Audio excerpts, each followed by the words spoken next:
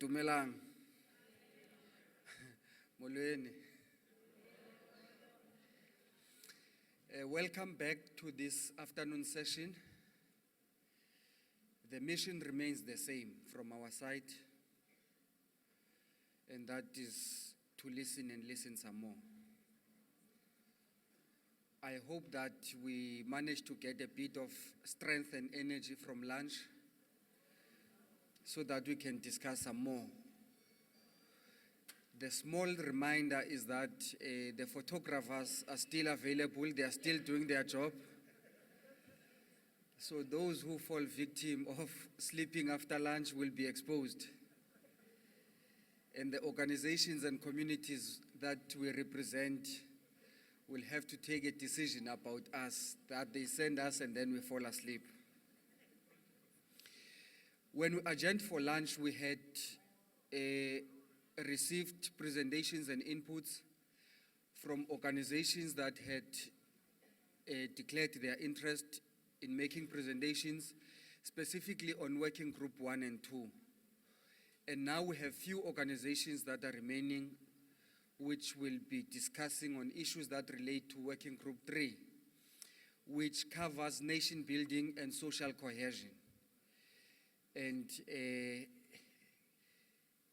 because we came a bit late from lunch, the time is even stricter now. I didn't say it's less, I said it's even stricter. So instead of standing up at 5 minutes, I'll stand up at 4 minutes so that you have 1 minute to conclude. I think that's fair, so that we can have more and more discussions and more people participating.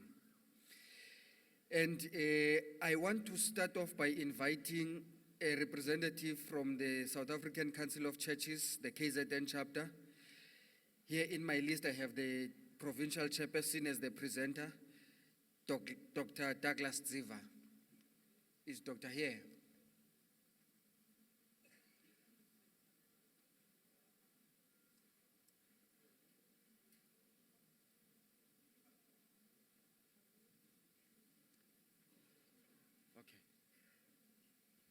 Thank you, Mr. Chair.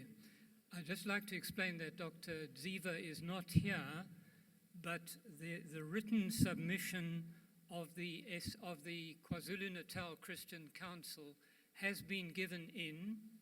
It's also joined up with the Africa Solidarity Network. So it's quite a thorough analysis of the Refugee Act, and a number of suggestions are made for amendments to the Refugees Act, but certainly would be far too long to present. No.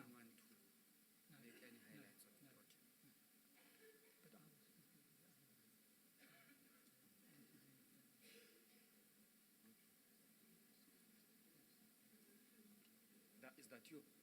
Then you might as well stand. Okay. We accept the input on the Council of Churches and the Africa Solidarity Network. Next on my list was Dr. Paddy Kani from the Special Committee on Social Cohesion, who is standing next to me. So he might as well seize his 5 minutes now. Very strategic. Over to you, Doctor. And I'm sure I can also have some of Dr. Ziva's minutes as well. Okay, so we have the presentation of the Special Reference Group on Migration and Community Integration in KwaZulu-Natal. Next slide, please. This is the submission being made this afternoon. Next. Here you see the members of the Special Reference Group. Our chair was Judge Navi Pillay, who is a member of your high-level panel, so you'll be able to get a lot more information from her because this presentation will be very brief. Next.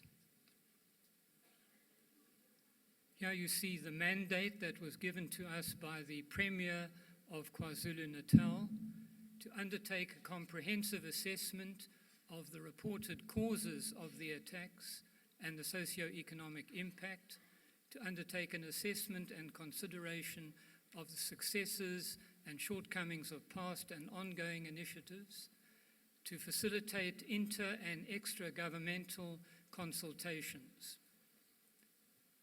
Next slide, please. Our methodology was to hold consultations and focus groups. We had 58 consultations altogether with diverse groups of stakeholders throughout the province, and received 88 written submissions, all of which were analysed and incorporated into the report. Next. Part of our methodology was to go on site visits, and you see the list there of the places that we visited. In a relatively short time, we had really just April and May of 2015 to do our work. And then a literature review and media survey was done by our secretariat, which consisted of the staff of Accord. Now, I'm going to leave out a big slice of this presentation and go straight on to our recommendations. The first one is that we should look for innovative solutions to reduce tensions in the small and informal trading sectors. There's a great need for training locals in entrepreneurial and business skills, and we suggested that wherever possible, some foreign nationals should be included in the teams which provide this training. Secondly, developing and enhancing national policies on migration. We didn't, in fact, recommend any changes to legislation, but like several people said this morning before lunch, the big question is implementation of the legislation which already exists.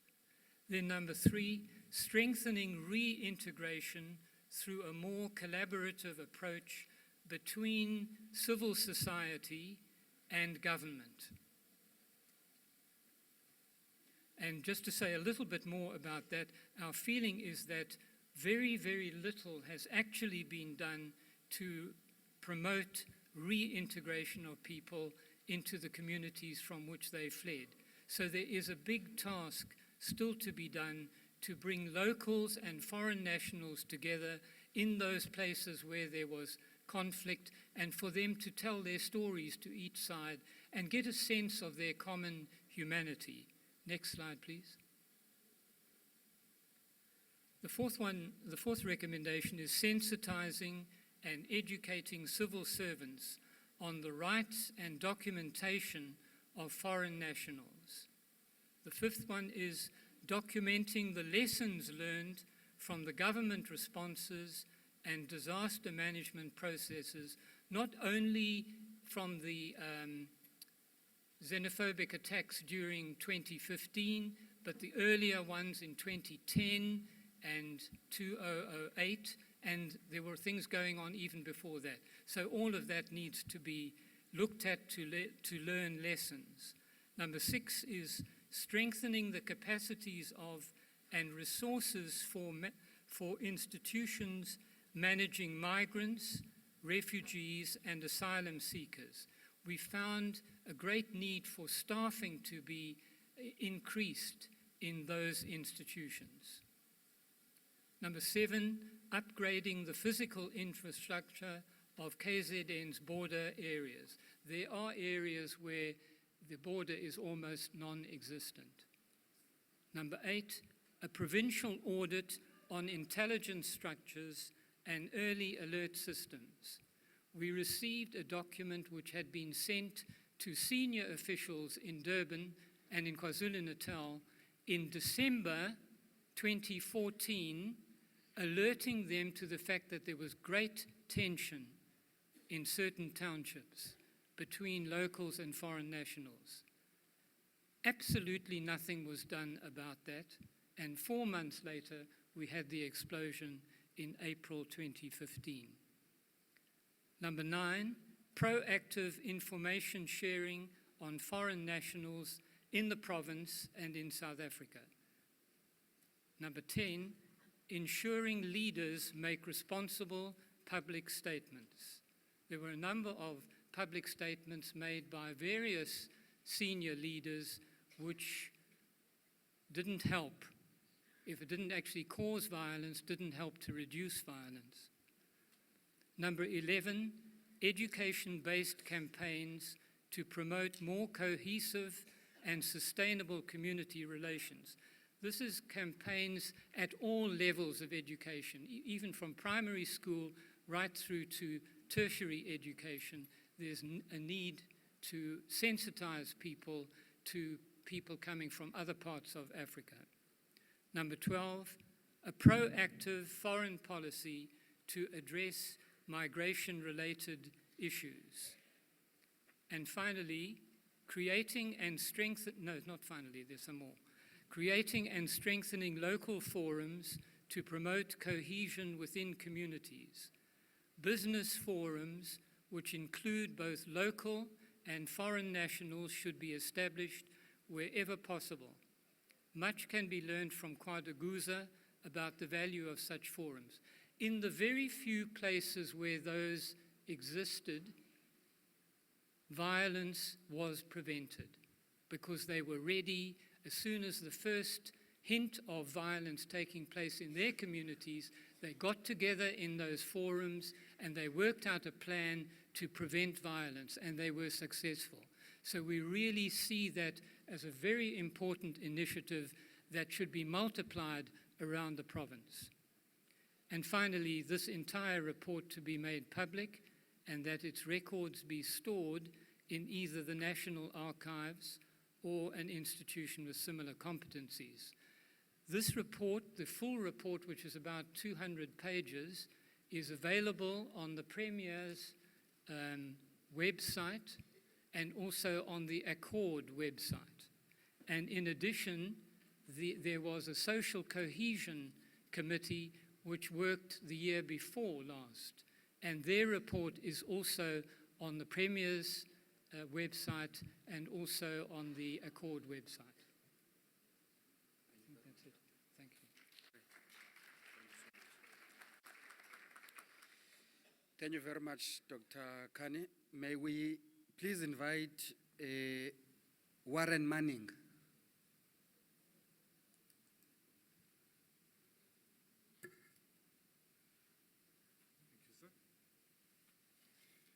Greetings all.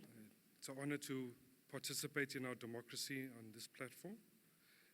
I want to draw the panel's attention. It's under the point of social and economic exclusion. I want to draw the panel's attention to the construction regulations of 2014. There are at least two instances in this construction regulations that possibly abuse people's human rights. The first one relates to the compulsory medical fitness testing that these regulations now require of all employees in the construction sector. Comrade Motlanthe would remember the medical testing in the mining industry. Unlike in the mining industry where there are standards for fitness, which are used to evaluate an employee's medical fitness testing, there are no such standards in the construction sector. So we have workers being made to submit for medical testing with all that entails in terms of privacy and confidentiality, and yet there's no objective standard that has been promulgated in order to evaluate these medical tests. Now really, this is definitely opening up issues around equality, chapter 2. Furthermore, people fail these tests, believe it or not. People fail these medical tests, and they are automatically disqualified from working in the construction industry. So it grows, the issue grows. Now you have got unfair discrimination based on a disability, maybe a chronic illness. So in my submission, it's an abuse of people's rights, and it needs urgent attention. Dr. Terrence, from your angle, how much does this cost? We have got approximately 400,000 employees in the construction industry. Several hundred rand per year needs to be spent on these medical examinations. That probably is about R1 billion a year being spent fruitlessly. it's open for an inquiry in that level. That's the one issue, the compulsory medical testing and the rights violation that might entail. The second one, from the construction regulations 2014 again, relates to the requirement for occupational health and safety personnel to register at a professional council. So this is in effect a professionalization project, similar to many other professions, legal profession, financial, teachers, and so forth. But there is no Professions Act that has been promulgated to define occupational health and safety practitioner. Whereas in the financial sector, you have an act that defines what an accountant is, what an auditor is. A teacher is defined by an Educators Professions Act, a lawyer, an engineer.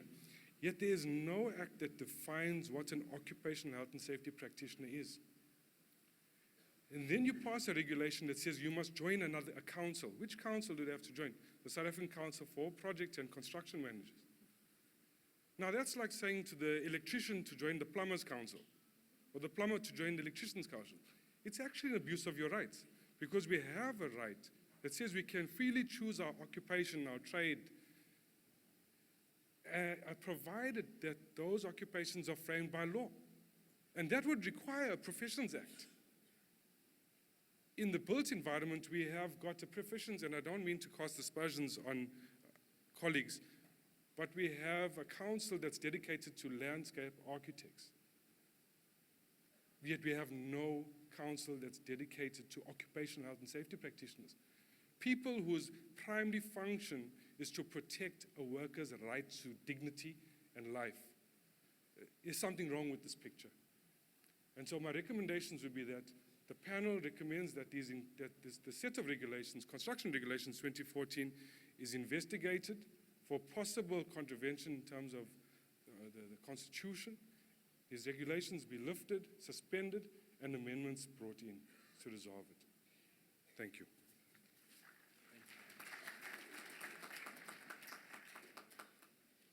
Thank you. May we please invite Eunice David from Community Development Facilitator? Not here. May we please invite Mr. Nhlanhla Mtaga?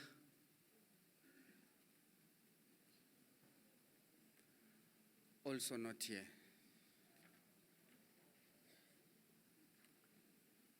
Yes, not here.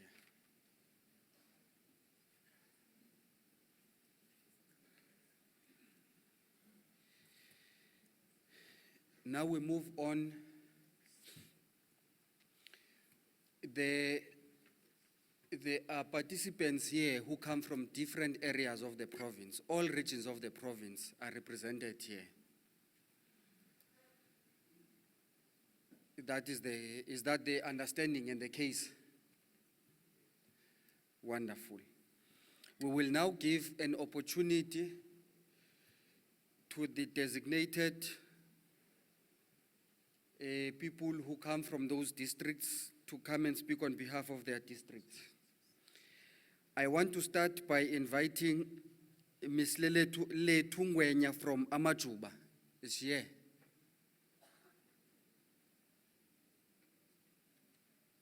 Not here. No, the movement there is by a miss there, and I have a miss here.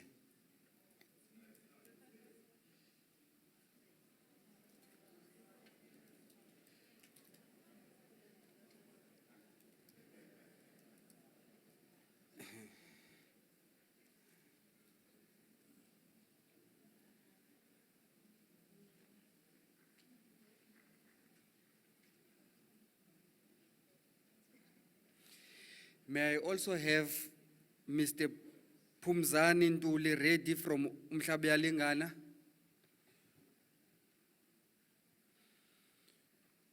No, Mr. Mzamani Msibi from Zululand, if they can be ready. I won't have to stand up and call them one after another, just like that. May I whisper something to you?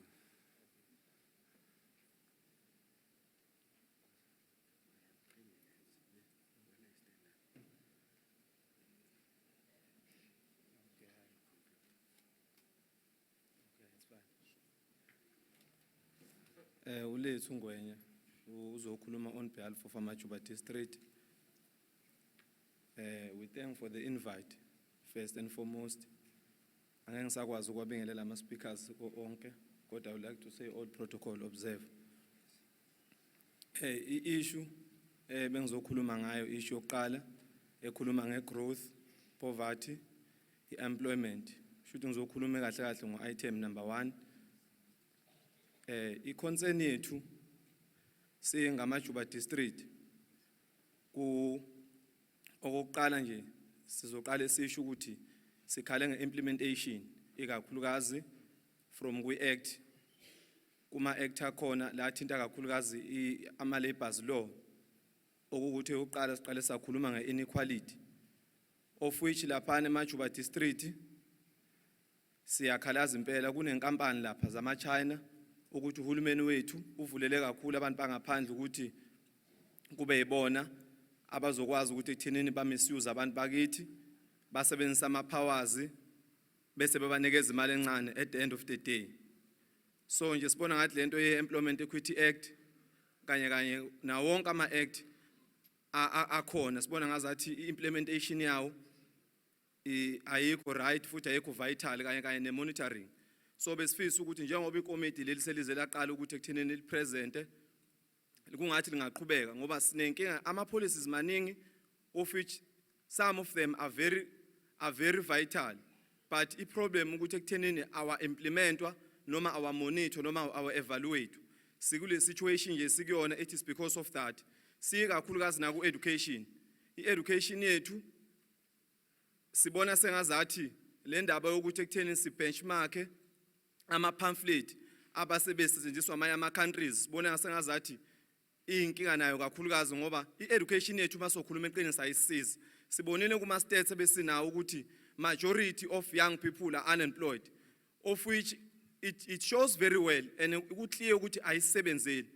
Ama-industries amaningi esinayo eNyukhasela, sine-industry ye-steel, sine-industry esebenza nange-chemical. Kodwa i-problem ekhona njengamanje ukuthi ekuthenini abantu abaku-mainstream, abantu abangaphandle of which are immigrant, of which are leading those industries, abantu bangakithi. Enye into esinayo ukuthi i-education yethu esinayo i-create kakhulukazi ama-employees noma ama-client ama-customers not ama-industrialists. So siyacela ukuthi ekuthenini futhi kubuye ku-emphasize kule policy engiyibonile laphana ekhuluma nge-National Education Policy Act ukuthi nayo kwenziwe i-reviewal nayo ikicheckwe kabusha kuhlolisiswe bese siyabuya futhi siyacela la kuma-industries so that you can abolish the issue of poverty and the issue of inequality kakhulukazi ukuthi sicela ukuthi nakho lento yama-red tape noma ama-bureaucracy ekhona njengoba ukhona ubaba okwafika la ngaphambili mangamreferensa nje owakhuluma kakhulukazi ngento yokuthi ekuthenini kukhona iy'nkomo enamatele bathi iy'nkomo zabantu zinamatele kumanje si-importa kakhulu izinto of which lezo zinto zi-create imisebenzi kwezinye indawo la I-contribute lutho ku-economy yethu. So we urge i-committee ukuthi ekuthenini kungazathi ingaqhubeka njalo imonithe iqhubeke njalo ngama-proceedings ayo, maybe mhlampeni will get a change because sinenkinga enkulu ngempela singama-South African. Lento ukuthi ke we are proud South Africans ngibona sengazathi yinto elekha kakhulu. Instead kumanje sivulele inqwaba lento le yama-China ukuthi ekuthenini eze lapha kwathina asikabi naso istand, kwathina sikakabi right ukuthi ekuthenini singabantu base-South Africa singakwazi ukuyimela. So siyadinga ngempela ukuthi ekuthenini sibe nalento yoku-emphasize ukuthi ekuthenini asi-investeni kubantu base-South Africa. Le ndaba yokuthi ekuthenini kuzoqhamuka abantu bezezweni lethu bafike bethi bazo-investa kodwa ekugcineni ba-create ama-hard labours ngoba ngisho ukuthi eNyukhasela njengamanje sinenkampani laphana eyithunga iy'mpahla idlala ngabantu baseNyukhasela, akunama-benefit, akunama-contract akhona, akunaso isikhathi, akunama-pension fund, akunalutho kodwa abantu bake basenze for 5 years. That's why we are saying ukuthi ke this act akhona but our implementwa, our evaluatwa futhi our monitor. I thank you.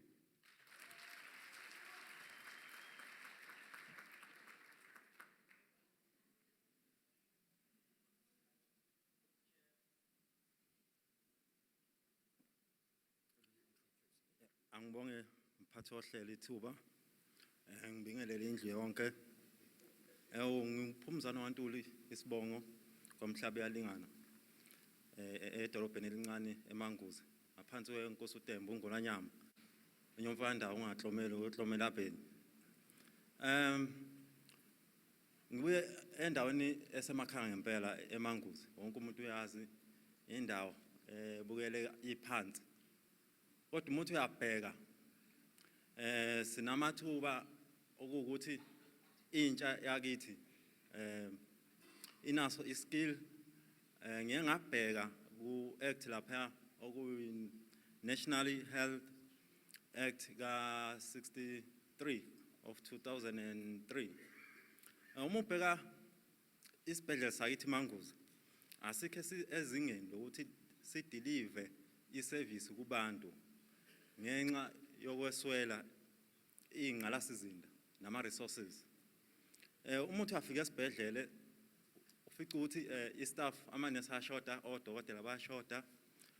Udlulele futhi ubheke estation kwi-safety station samaphoyisa. Uzofica ukuthi nakhona ama-members ayashota.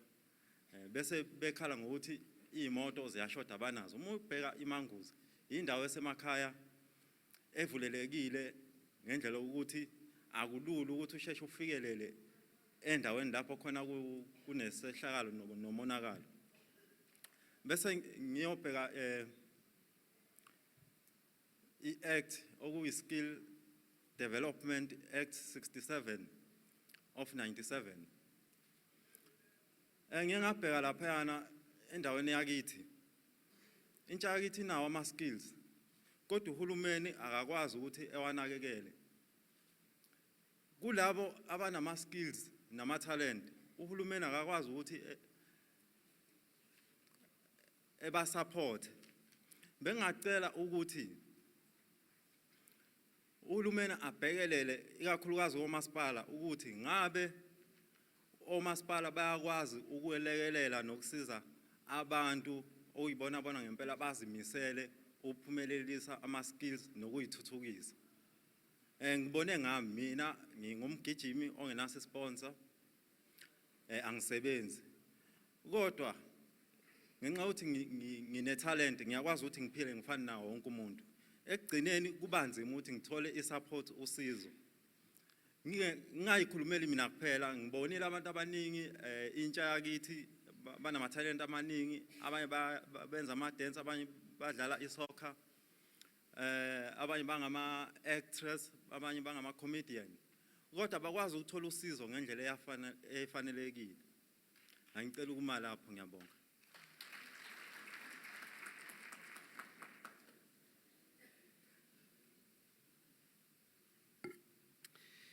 Thank you very much. May we? Let's welcome her.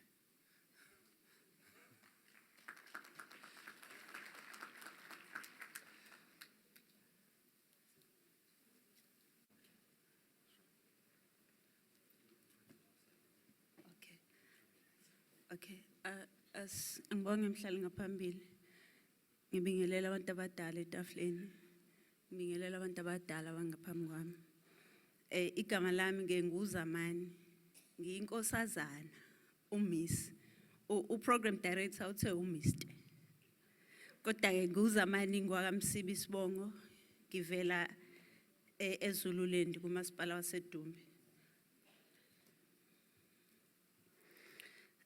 Kwinto wealth distribution and inequality, i-district esivela kuyona ke i-district edominate kakhulu indawo zasemakhaya, iphinde idominate kakhulu indawo zamaplazi, amafarm. Into ekhona ke kulama plaza sihlala kuwona namakhaya sihlala kuwo, i-economy asibenefits thina abantu esihlala kuwo. Ngizokwenza isibonelo, kumasipala waseDumbe kunamahlathi amaningi. So uma kunamahlathi akubenefithi abantu baseDumbe, kubenefithi abanikazi bamahlathi. Okuwukuthi siyacela ukuthi kulento ye-wealth distribution kube nento yokuthi abantu banikezwe ama-skills. For instance, ngaba i-agri-sitter, kube agroforest, kutrain abantu ukuze si-address into ye-unemployment. Okunye entweni ye-inequality. I-inequality, it's a thing ezalwe i-social transformation. Uma ngabe i-government izama uku-addressa the imbalances of the past, we gave birth automatically to inequality.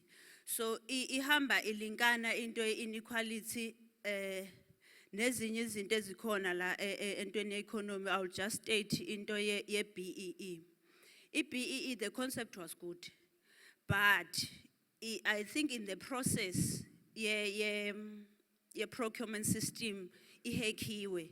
So we believe ukuthi uma ngabe kufane kube nento yoku empower abantu, ayibe at least in a limit, especially on the sector ethinta tender processing, ukuthi at least mhlambe musu reach 2 million, it should be the maximum, because you see state is being producing, okanye the system is being producing inequality ngendlela engacontroleki. Bese ngiyadlula mphathi sihlalo.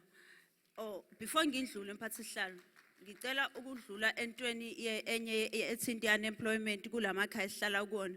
Kunendawo ekhona lapha eDumbo kwakuthiwa uValpri. Lamanzi swaphuza ayibhala uValpri. We don't know what happened. Yavalwa ikhampani, abantu baluza imisebenzi. So as sihlala kule yamphakathi siyafisa ukuthi iphinde ivulwe le ukuze abantu bazobenefita. Ngizokwenza isibonelo ngawo lo masipala engivela kuwo omncane on a population of 82,000, but une percentage ka 37.7 ye unemployment.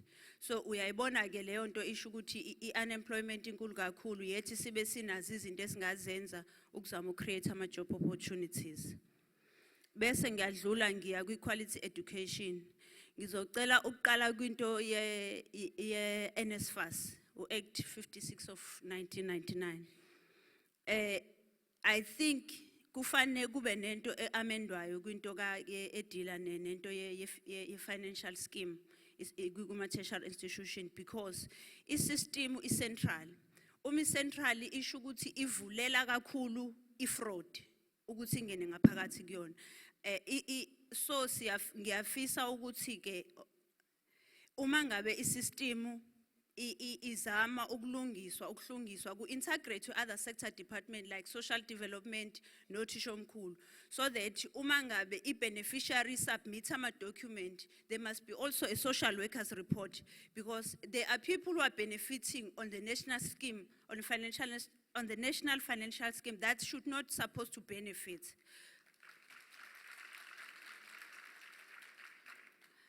Okunye ke siyafisa ukuthi kuleyo process yokuscreena kwama beneficiaries azobenefita ku NSFAS kube yinto yokuthi iyalocalizwa izifika at the level of the local municipalities.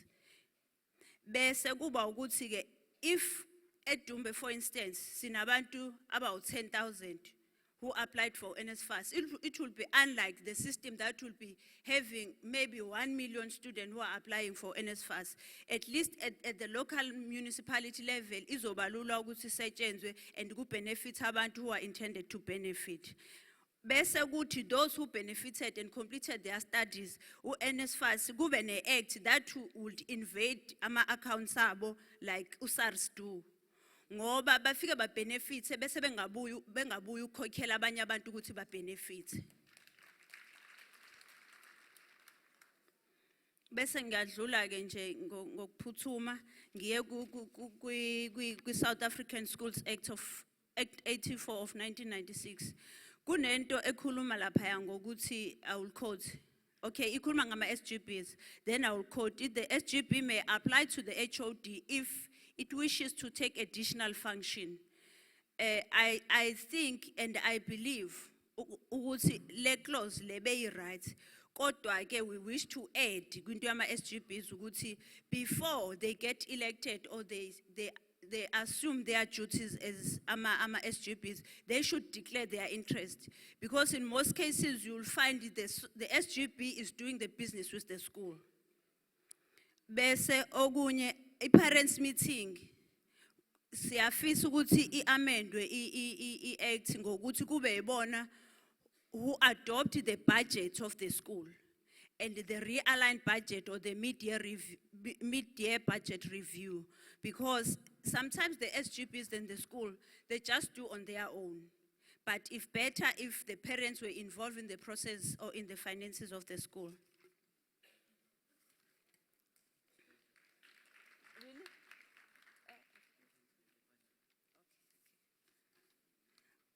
Eyokugcina ke mhlali ngaphambili into yama cooperatives. I will just read. In cooperative, I think we need more budget for business incubation and mentorship programs, researched model, blended with funding model, tailor-made training and capacity building projects, private sector to be on board to provide support programs and make opportunities. Thank you, Chair. May I please invite the following speakers to come closer?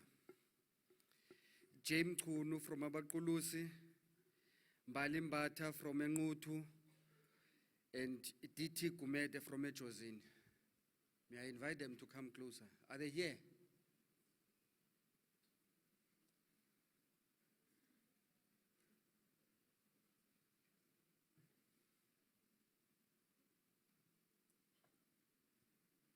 Go for it, Baba.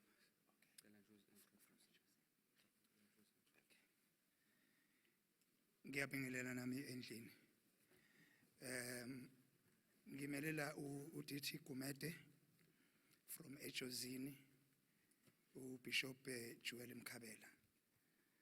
Engizokhuluma ngakho ke ngizokhuluma ngengxenye engakezwa ithindwa la. Kafushane nje mhlawumbe ngathatha imizuzu ibe mbili. Ngaqala ukubala. So ngizokhuluma ngendaba yento esihlanganisayo nento esihlukanisayo.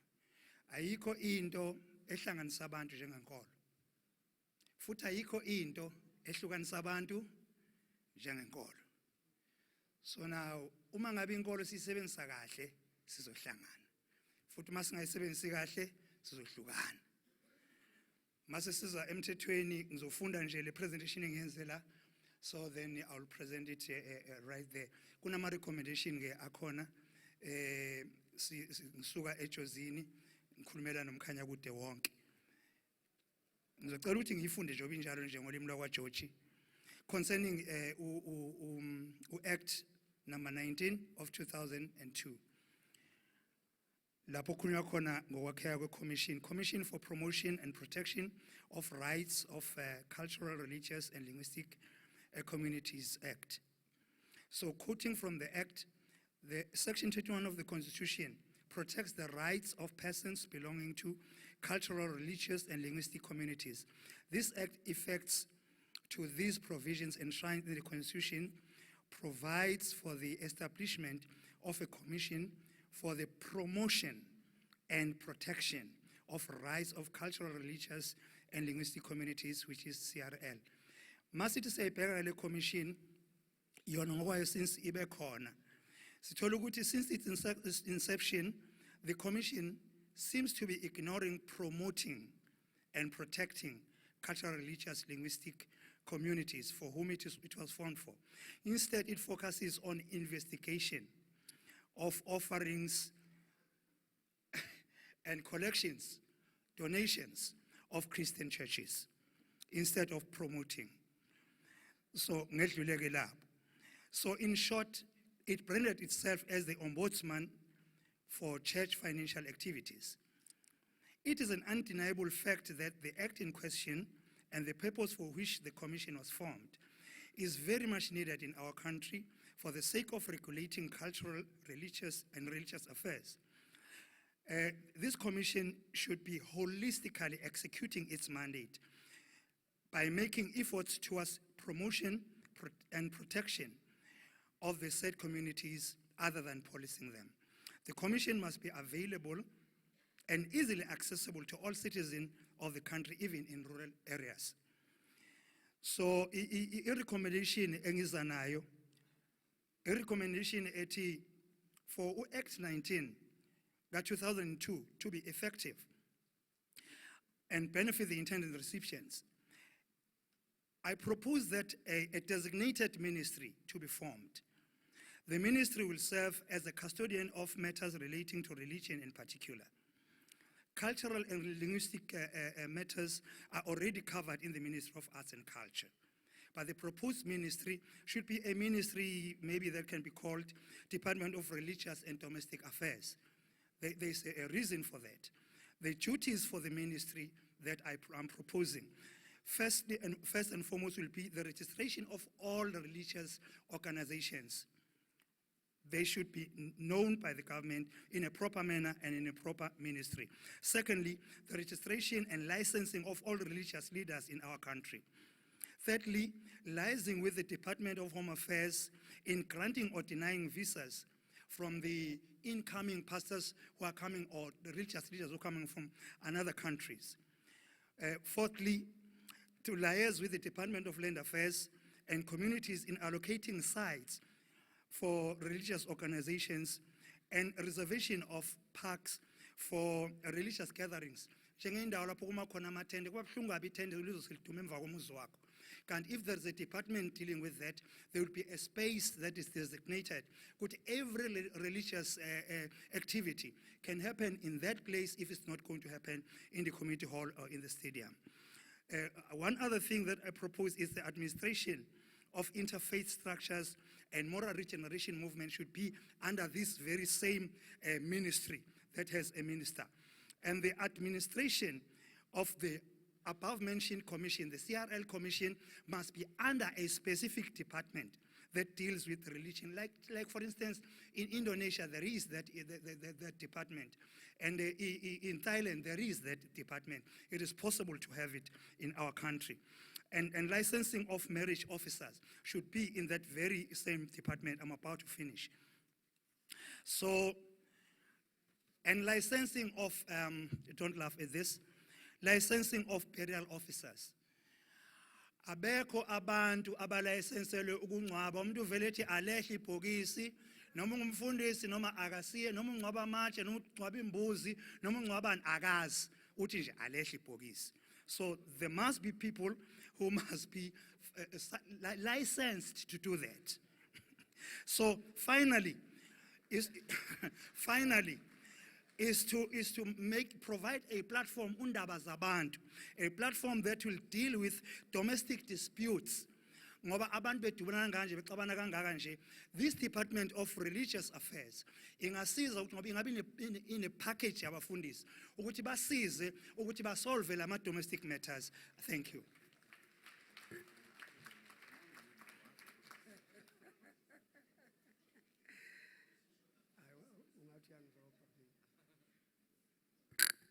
Mbonge kumphathi wohlelo, ngibingelela itafula lonke, babo Khalima lapha, sanibonani nonke enikhona.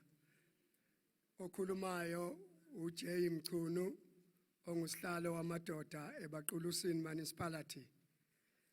Ngiyafisa ukudlulisa umlayezo ofana nalo. Abaqulusi indawo ehlukumezeke kakhulu. Kangangokuthi akukho zimboni, akukho lutho.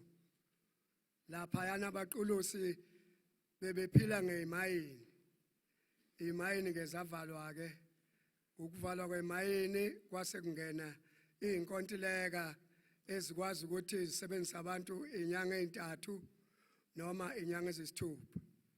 Awukwazi ukondla umndeni wakho ngaleyo ndlela osoqashwa ngayo imayini. Besinxusa uhulumeni ukuthi ngoba ilahle lisekhona lapha eBaqulusini, akakangenelele uhulumeni ukuze abantu bakwazi ukuthola imisebenzi epermanent. Uma kungenzeka lokho bese ke esiqedela ama-labor brokers, ngoba ama-labor brokers izwe lethu linje umnotho kawuhambi kahle nje ngenxa yama-labor brokers. Siyacela impela kakhulu ukuthi uhulumeni asilekelele. Okunye esingena kukho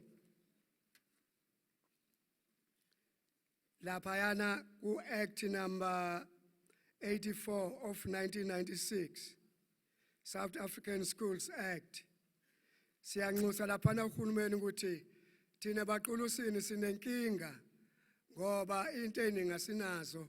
Mangenza nje isibonelo, sinomthashana lapha yana FET umthashana. Umthashana unazo izinto eziphelele. Khosi ukuthi abantwana bethu bahambe baye babananga mhlambe bawufunda ibricklaying noma ufunda iplumbing. Nathi siyacela baqulusini ukuthi ake sithuthukisweke nathi ukuthi lezi zinto bakwazi abantwana ukuyithola la. Abanye baze baye ngesenyukasela emajuba. Sengigcina ke impatho ohlelo ngoba ungitswenyile. Ungibophele ogodweni. I-Act laphana KwaZulu-Natal ngonyama Trust Amendment Act in 1999 page 22. Ziyafika inkontreka laphana sethola umsebenzi ngoba baqulusi bacebile ngenkwali yokwakha imigwaqo. Bafike bayithathe inkwali, umphakathi awuzuzi lutho ngaleyo nkwali. Uma bethi bayalandelela bese kuthiwa cha asikayithola imali yothi ubone ikontraka ayisekho isihambile yabuyele eThekwini noma yabuyele eGoli. Siyacela basibhekelele ngalokho ngoba nathi siwumphakathi ufuneka sihlomule kule nkwali ingeyethu. Ngiyabonga.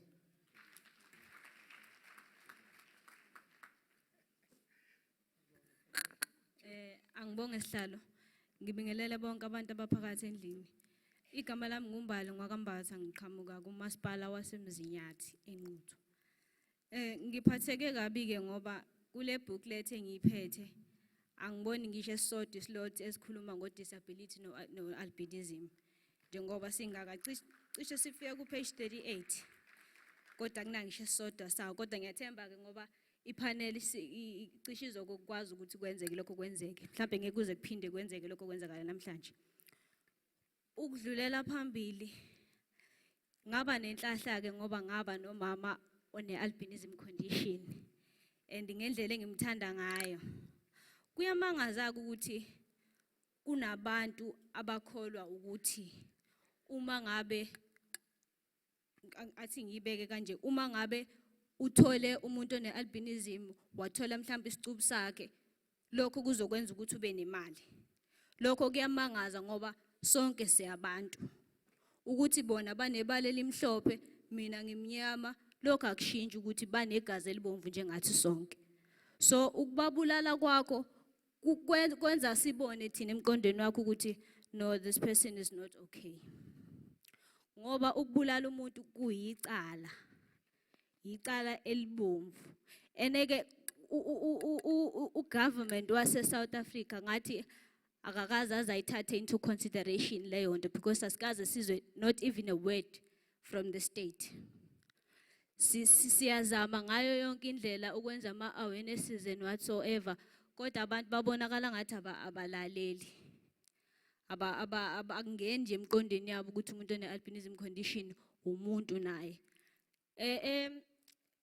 Kunomuntu waseManguza okwakhuluma, bengithi mhlawumbe uzoyikhuluma naye le ndaba, kodwa kusho ukuthi angazi kwenzakala kanjani. Abantu baseManguza baningi ngendlela eyisimanga abantu abane-albinism condition khona, kodwa ngendlela ababulawa ngayo ngathi abantu bayaloya. Angazi ukuthi kwenzakaleni eManguza, kodwa siyazama ukuthi siye khona sikhulume nabantu ukuthi i-wrong lento eyenzakalayo.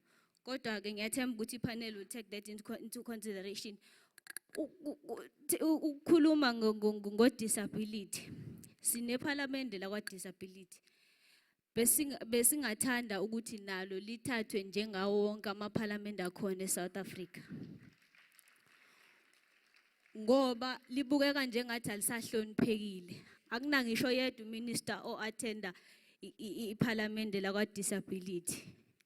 Kodwa sithi iparlamente eSouth Africa. Kodwa ke mhlambe lokho kuzolungiseka, ngiyathemba njengoba sengikhulumile. Njengoba ngiphuma eNquthu, uMasipala waseNquthu uzama ngayo yonke indlela ukusisiza. Sinama projects akhona for disability and albinism. Nje uma ngabe sicela noma yini kuMasipala waseNquthu uyasisiza ngendlela eyisimanga. Now uMasipala waseMzinyathi uyasizama ngalokho abakuzama ngakho. kodwa inquthi ihamba phambili. So ingakho ngithi bengicela ukuthi ipanel icabangisise kahle lokhu ukuthi abantu abane-albinism condition nabane-disability abantu nabo kufanele ukuthi baphathwe njengabo bonke abantu abakhona eSouth Africa. Lokho kuzokwenza ukuthi iSouth Africa iqhubekele phambili. Ngiyabonga. Siyabonga kakhulu. May we please invite Bhekisisa Ncube and Phumzani Ntuli from Umhlabuyalingana. Their transport is going to leave earlier than others, so we can give them space now. They are not here.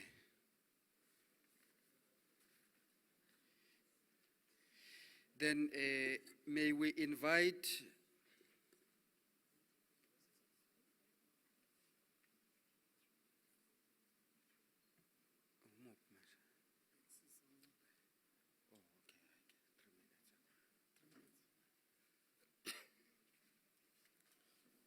Bingalela abahlonishwa bakhona.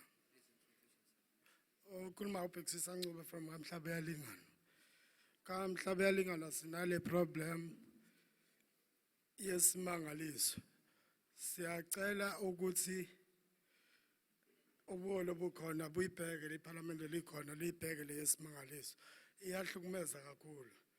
Babheke nemithetho yaso isimangaliso. Sithi masikhona lapha koSothana Bay, Kosi Bay, unqabule njalo koSendlusha. Isimangaliso sihlupha kakhulu emphakathini. Asinayo iprofit emphakathini siyakhe. Sibe sibheke sicela naleya land audit. Siyacela le land auditor emadolobheni esiwakhele njengawoMbazwane, koManguzi. Imithetho ibuyekezwe kakhulu. Siba naleye yeNgonyama Trust. Ihlupha kakhulu sebekhulumile ngayo ngeke ngisanda kakhulu. Kodwa imithetho yakhona lama trustees ayibheka ngempela le yama trustees. Acutshungula ukuthi lama trustees asiza apha emphakathini akukho ukuhlukumezeka komphakathi phakathi kwawo. Ngiyabonga.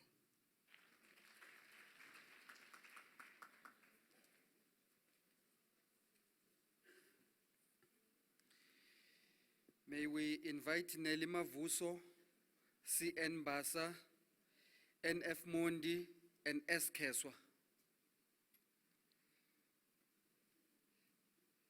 If bakhona ngizocela nje basondelele ngapha ngaphambili. Because if the speaker finishes and there is no one here, we move on.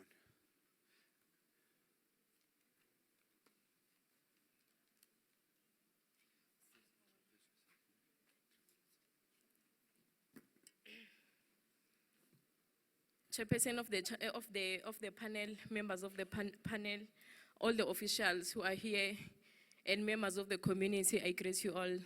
And ngingakhohlwa ukubingelela abondaba ezitha.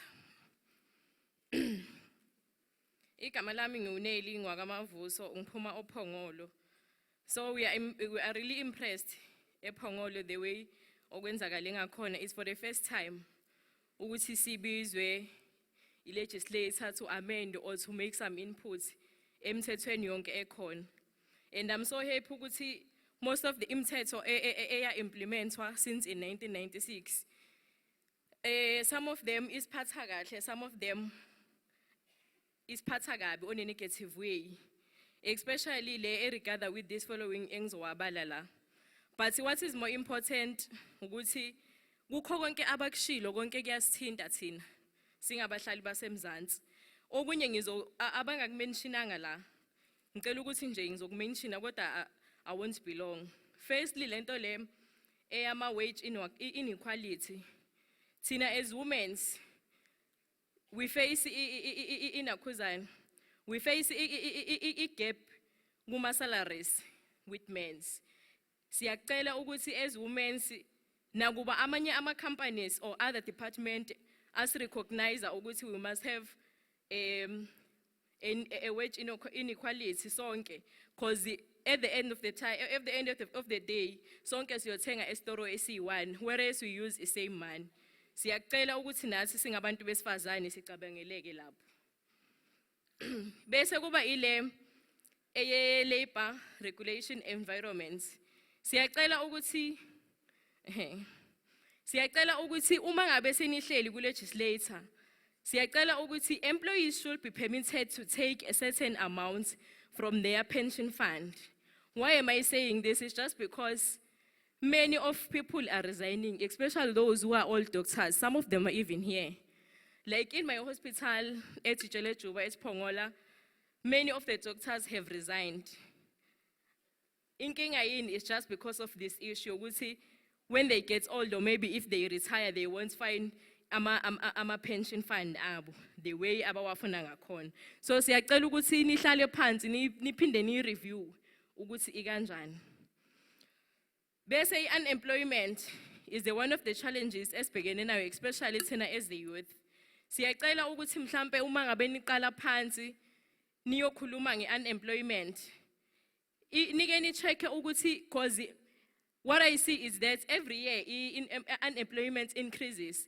The more abantu bapasa i-matric, the more abantu bapasa ema-universities, yile nkathi unemployment increases. Siyacela ukuthi konke enisicabangela khona okusisizayo, like ama-cooperative, ama-NYDA, abosita. Siyacela ukuthi nikulandelele, unikumonitor ukuthi kuyasebenza yini. Around my place at Pongola, kunesita, kune-NYDA, kodwa ayikaze yasiza nomuntu oyi-1. Only thing into abafika beyenze bafundisa abantu babanikeze i-certificate at the end of the day. Those certificates abasizi and abamonitor lutho. Ama-cooperative akhona, kufika umuntu azosifundisa ngama-cooperative, then the following day bayahamba. Sengizoqeda. Bese kuba nalento le esihluphayo siuPhongolo. Lapha oPhongolo, Chairperson of the channel, Babu uMonhlanhla. Uma siya eSwazini siyahamba ngenyawo. Mawusuka ePhongolo uye eSwazini. Into esihluphayo eyi-1 yile exe-immigration esihlupha kakhulu, nalento le yama-IDs. Ufica ukuthi uma ngalahlekelwa i-ID yami sengitholakala ukuthi sengishadile, those people bayafohla and abasacontroleka amaphoyisa amasotsha, they are there at the border but they fail to control them. Those people around my place where I live at Belgrade, they managed to create fake money and leyo mali bayathenga ngayo emholweni labadayisa khona ey'toro, kudayisa abomama bethu, kudayisa abazali bethu. Okumele ukuthi kustop. Okugcina sengizohamba ePhongolo la ngihlala khona. uPhongolo lonke, all the wards in fact, there's a high rate of crime khona. And bayaboshwa abantu daily basis, but umuntu mangabe eboshwa immediately uyakutshela athi ntambama ngizobe nginawe. Ngiyabuya ngiyakuzokubamba. Okumnandi ngikusho kahle lokhu, ngikhuluma I'm a SAPS member but unfortunately I'm working at Mpumalanga. Ezinye umhlali wase KZN, ngiyafila this pain ukuthi iMpumalanga ayisebenzi njenge KZN. Around at Pongola, uma ngabe umuntu eboshwa namuhla kusasa uyaphuma. Asazi inkinga noma isemaphoyiseni, uma ubuza amaphoyisa akhala ngezimantshi. Nemantshi ikhala ngamaphoyisa. But ngiyacela ukulandelele kuyimanje nje masiphuma la siye emakhaya siyasaba ukuthi sizobuyela kanjani ePhongolo, especially abakhona abahlala ePhongolo because bayageca futhi ufe, sebaningi abantu abafile but akulandeleleki, ijustice ayikho. And kunabantu ama-drugs alula ukuthi afike ePhongolo, ezingishilo ukuthi siseduze neborder asikhona ukubona. Kunabantu siyabareport emaphoyiseni, kunabantu abakhanda imali manje abasuka ePakistan and they are making a lot of money. And bakhanda nelinye drug esingakwazi nokulibiza ukuthi lini igama lalo. Baqoqa those gangs abanabo 16 years babafake lapha babavalele.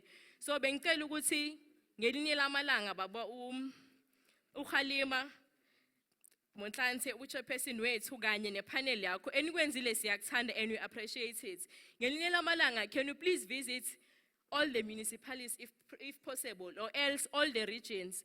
Because last time we had a meeting at Vryheid whereby we were esasikhona sibizo only to find ukuthi whatever we were going to say complain kuma communities ukuthi isikhathi sesifishane. Siyacela ukuthi nisivakashele kuma region, and thanks for everything you have done for us.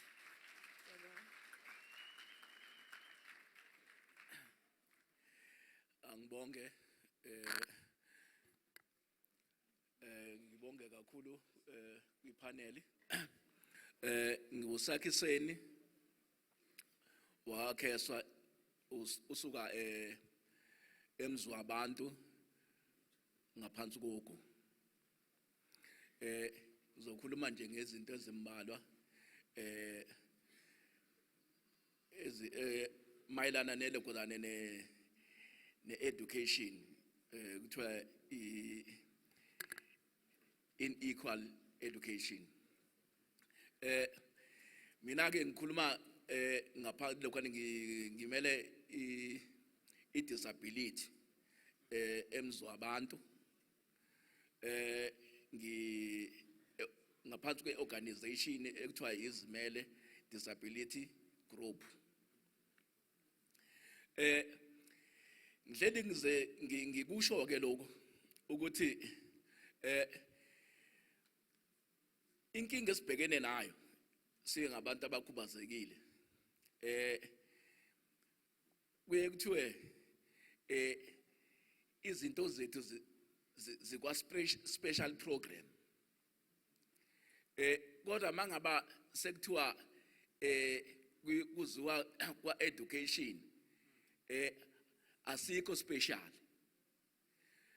kanjani na uyabona nje Ogwini kunesikole esehadingi esiyiprimary bese siba khona isikole ese-Potchefstroom esi high school kodwa asibathathi bonke abantu abakhubazekile ngendlela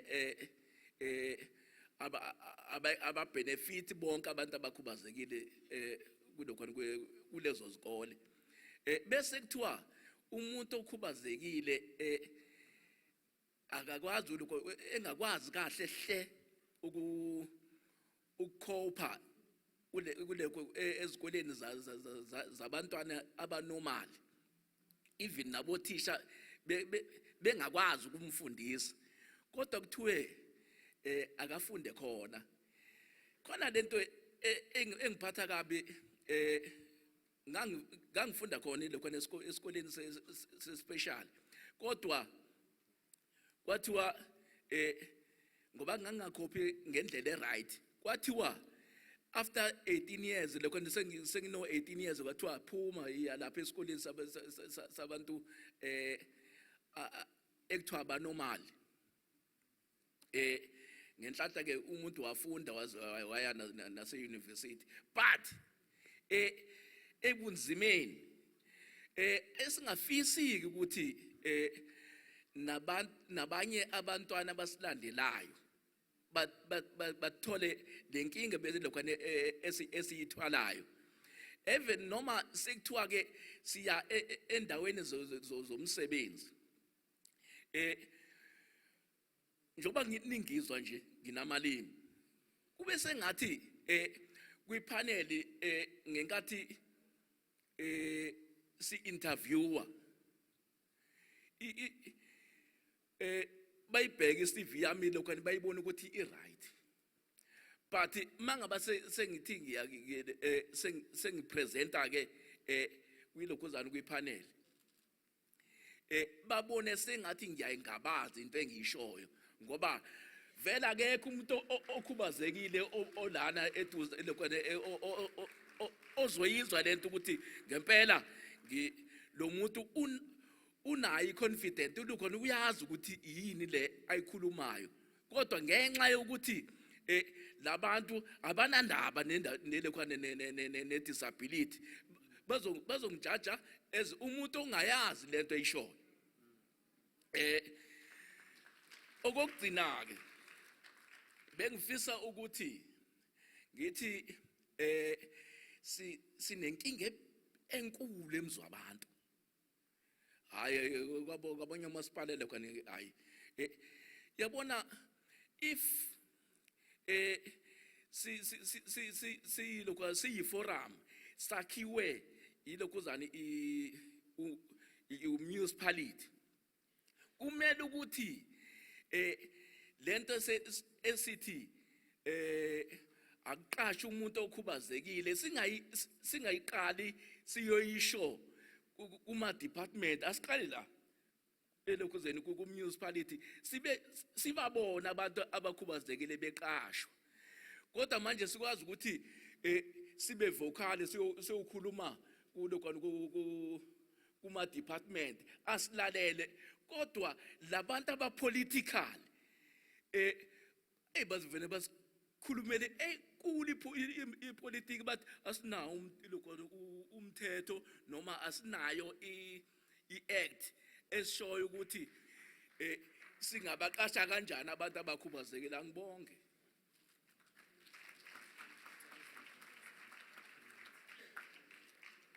Ndiyabonga mphathi uhlelo, ngicela ubulisa kwipanel yethu utata uChairperson ku community yonke. Igama ngunwabisa wakamondi ndisuka eGreater Kokstad phansi kweHerigara District Municipality. Ndizozama uthetha kakhulu ke ngomasipala wam uyiKokstad phansi kwela act iLand Reform. Phaya eKokstad sinamaplazi kakhulu apho abantu behlala khona. Kodwa into esiyicelayo ukuthi kula act uba inga implement okanye izame ukureviewa ukujonga uba abasebenzi abahlala emaplazini baphatheka kanjani. Yaye naxa bephathile kuba khona into mhlawumbi xa umuntu osebenza emaplazini eye wasweleka okanye wasweleka washiya abantwana kufumanisa ukuthi kudala wahlala kwelo plazi okanye eli plazi liyathengiswa kufumanisa uba laa mnini weplazi sekalithengisa wabashiya bangabi nanto sowufumanisa uba bayagxoshwa ke ngoku kwiplazi elo akasenandawo yokuthi angcwatyelwe kuyo. Ukuthi ke ngoku ipanel ingasitshekela uba mhlawumbi kureview ukuthi abanofumanelwa nje indawo yokuthi kubekho umthetho ozokwazi uba accommodate mhlawumbi kudala behleli phaa nabantwana bazalelwa phaa so xa sebegxoshwe eplazini okanye abazali beswelekile abanayo indawo yokuya. Siyacela ukuthi ke naxa uba kula act iLand and Agriculture Bank xa mhlawumbi bengazama uba baphiwe noba ngumhlaba naloo mhlaba xa bewuphiwa bazama ukunikezwa iskill sokuthi mhlawumbi noba balandeliswa ngento ze-agriculture activity okanye mhlawumbi batyale bakwazi ukunakekela lo mhlaba. Andizuba mde kakhulu ngoba noko ukupresenta zange be strong point yam kwase-tertiary. Kube khona ke ngoku laa mthetho we-Labour Relation Act i-issue yabantu abangafumani i-pay slip like abantu abasebenza nyhani emaplazini abazifumani i-pay slip. Kube khona le poverty access to basic services. Siyambulela ugovernment ngokuphama ama-grants kodwa phaya eKokstad njengoba sinebhoda yalesisuthu ekufitshane mhlawumbi kuye kube khona ingxaki ukuthi njengoba umama eye wakhulelwa engowaselisuthu xa sezele umntwana angakwazi ke ngoku ukuthi amenzele igrant ngenxa yokuba engenayo i-ID. Uba ke singazanyelwa nje noba umthetho ozokwazi accommodate i-unborn child ngoba umntana ufumanisa uba ke ngoku njengoba urhulumente esipha ama-grants akawasifumani ama-services ngenxa yokuba umama ayingowalapho okanye akana-ID. Enye ke esifunayo i-social assistance siyazi-appreciate ke ezinto ugovernment asenzela zona sibonke singasoloko sikhalaza ngoba nathi siye sithi siyimoshe so ukuthi nyhani ke umthetho ungakwazi usa-accommodatela lo mntana ungakazalwa. Nento yabasebenzi ukuthi le act i-Basic Condition of Employment Act 75 of 1997 ingareviewa i-safety yabasebenzi nendawo abasebenzela kuzo. Ndiyabulela mhlala ngaphambili.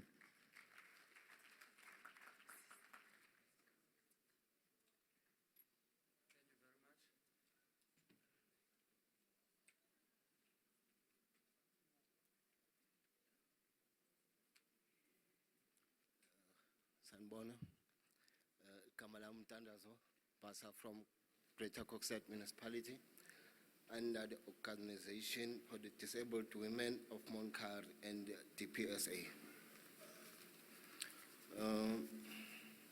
Starting with the land restitution issue, first I would like to applaud our government for the reopening and extension of the dates pertaining to the lodging of complaints to 2019. Now, as a person who bears the right to claim in representing my family who have passed on, so finding the right accessible door to knock on proved to be quite a challenge. And if it happens, some do find one, they do not receive total transparency of the process or be given cold shoulders by those meant to assist them and do not receive any help at all. In case whereby a certain amount has to be split between 3 or more families equally, what happens if one finds that his family never received their share of the dividend and suspect a foul play in the process of fund distribution? Just how can that be prevented from happening if it happens? How does best do they go about ensuring their reimbursement? My family and other close family relatives who were supposed to have benefited from the claims, they actually never did and deserve some closure. Older people and the disabled do not have the strength and sometimes taxi fares to attend to these matters, as I assume they are addressed at the municipal level. When claiming only to be returned back to return the other day because person or people who were appointed to attend to such issues is not available. Now, solutions. The municipalities should ensure proper handling, accessibility, transparency, and accountability, and direct involvement in ensuring the betterment of services to our community. With elderly people and disabled, they should be attended to at their comfort zone, especially those that are on the claims lodge database, to avoid inconvenience. Radical necessary steps must be taken in ensuring the reimbursement of those victimized by the act of misappropriation and irregulation or irregularities when it comes to equality distribution of funds, which leads to other members of other families not benefiting from the claims. The involvement of older citizens and younger citizens of the community in the claims process within the municipalities to ensure total transparency and be monitored by provincial and national authorities. Now, with the social services, poverty and basic services. Social assistance does indeed go a long way in improving the lives of our disadvantaged people. However, I have noticed irregular and inappropriate expenditure of those funds by the sole receiver, such as the young ladies who are receiving these funds on behalf of their children in the form of grants. What they do is they leave children with their grannies, taking the money for their own personal use, such as hairdoing, alcohol, amongst other things, only to come back a week later after the issue of the grants, then look at the granny in the eye, expecting her to cater or use her some of the old pension fund to provide for the entire family. Looking at the situation of a certain granny in my community that is living with 6 children, you could see that she's hustling, having to go from house to house begging for handouts, and she doesn't even drink alcohol for that matter. It is clear that this child support grant is not enough to provide for the whole month as many as they. Thank you. Now, come to solutions.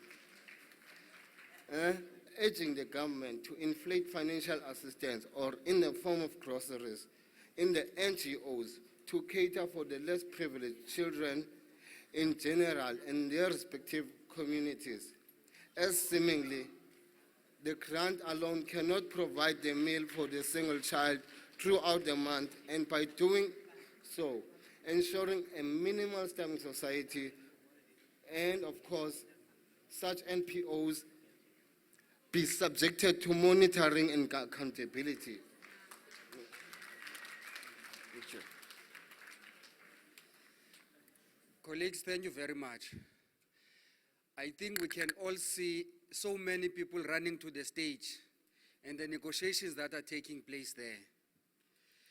The difficulty we're confronted with is that we know each other from the regions we come from, who has been designated to speak on our behalf and all of those. Now the competition we have is that others are saying their transports are waiting outside and so on, you know. So we're trying to manage that. And then we're going to ask those that we invite to be quick in moving into the mic to make their presentations. If there are solutions that people have scoped, I think this is the time when we must suggest that maybe they should just focus on that and then leave the papers with us. We will go through all the other things. Is that acceptable? I think there's an advice on a point of exigency there on how we move.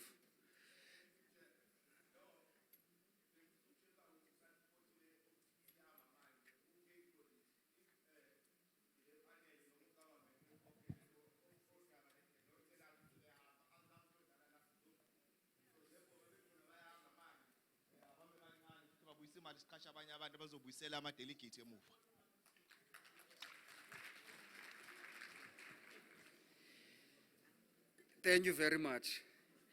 May I please invite Ndum Banjwa to come and speak?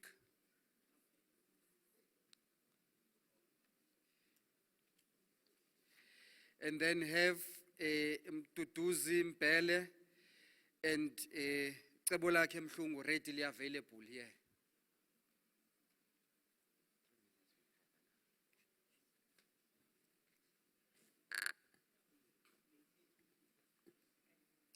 Angiqale ngokubingelela upholi ophambi kwethu, ngibingelele umphakathi, ngibonge isihlalo ngethuba. Igama uNdumiso Mbanjwa, qhamuka eRichmond, ngaphansi kobuholi ubaba uJoe Mchunu.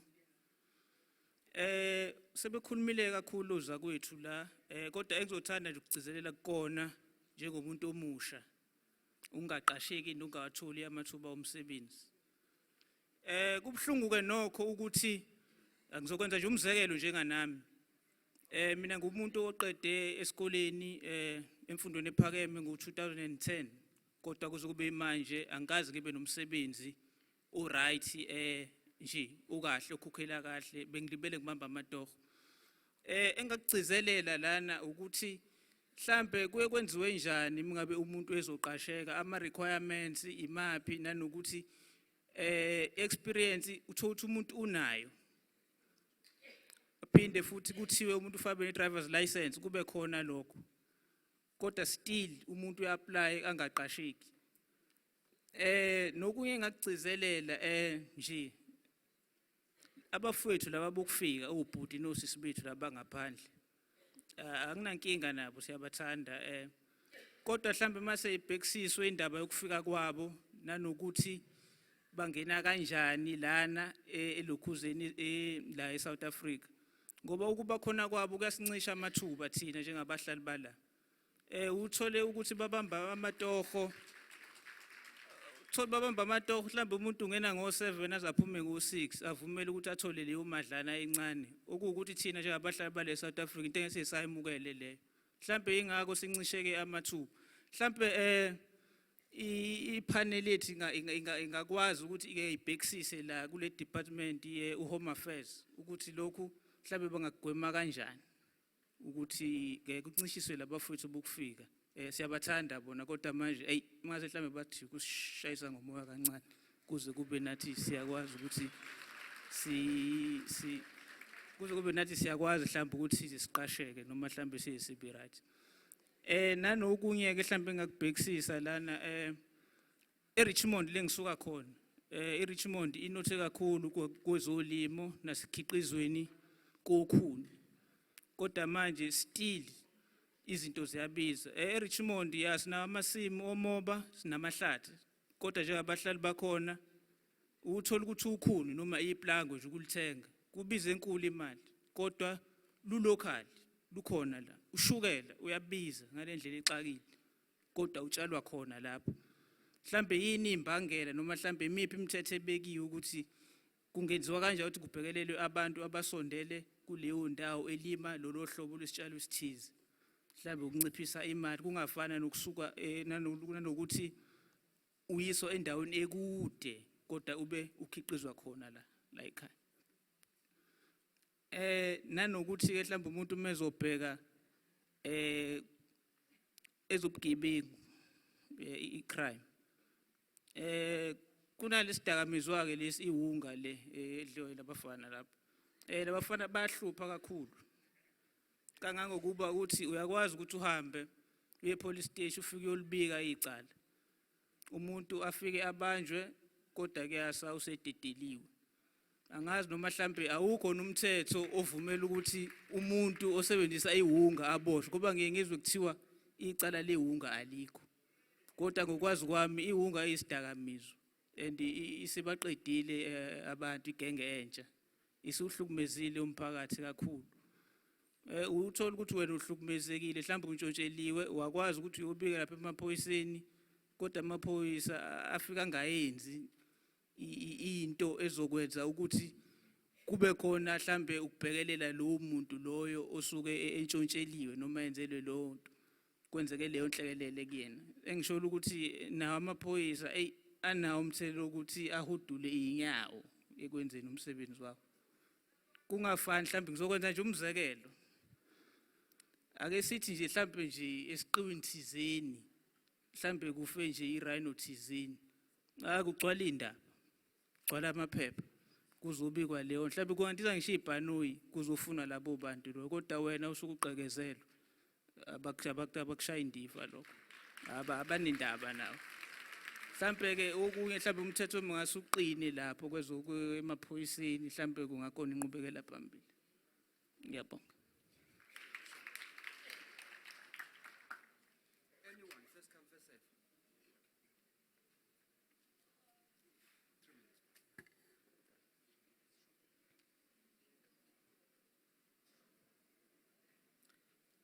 Thank you, Program Director. Maybe I would like to acknowledge the presence of Ubabo Halema. Ngibingelele netafula lonke ipanel yethu nehambeli zethu ezikhona la. Mhlambe kumuntu wa appreciate i-invitation that we got. Mhlambe lokho kuyisibonelo sokuthi mhlambe at least we are moving somewhere.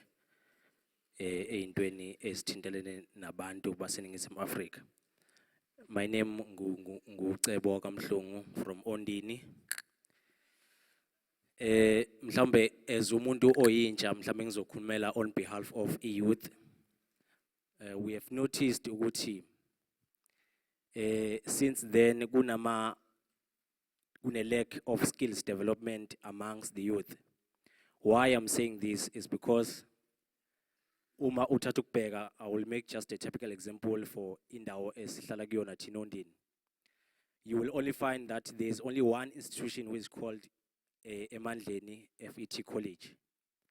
So if you take a look ngokwe research, intsha Solundi iyawuqeda umatric iningi, only to find that mhlawumbe kwesinye isikhathi they want to proceed with their studies, kodwa only to find ukuthi la Olundi we have got only one campus and we've got only mini campus esebabanango, of which is not enough for us as a youth. So angazi ukuthi mhlambe bengaba khona yini enye indlela mhlambe nokubambisana okungaba khona ekuthaneni mhlambe if uhulumeni esenza ama budgets wakhe mhlambe nathi ake sibhekelele phela njengeindawo lezi ezisemakhaya mhlambe ngokubambisana nabo nomasipala in terms of cascade kwe budget mhlambe kukwazi ukuthi kwakhiwe namanye ama institutions kuze nezingane zokhokho omkhulu kwethu kwazi ukuphuma zihambe ziyofunda lapho. Mhlambe lelo ipoint lokuqala. Bese kuba khona amazwi engawathanda kakhulu engawaquote ashiwo ubaba the late Nelson Mandela, wathi education is the most powerful weapon which we can use to change the world. So ngithi noma ngiwacabanga lawo mazwi lawo bese ngibuka ukuthi ngendlela i-education elekha ngayo la kakhulu eSouth Africa kusiphathe kabi thina njengabantu abasha. Ngoba mhlambe uma singahle sikhulume nje iqiniso ukuthi thina njengabantu abasha uyothola ukuthi even nakomasipala if secalculatewa indaba ze-budget nani uthola ukuthi we are only given peanuts wezinto ebhekelene nabantu abasha. So as abantu abasha ke siyacela naloku mhlambe nakumnyango ukuthi mhlambe ukusiza usibhekelele ezintweni efana nalezo. Mhlambe ngokwama recommended solutions towards I've said besawucela ukuthi mhlambe kube khona izinto ezenziwayo noma mhlambe ukwakhiwa kwezakhiwo zemfundo ephakeme mhlambe endaweni yethu yaSondini. Behle kuba ipoint ekhuluma noma ngokomthetho olawula imfela ndawonye okungama cooperatives.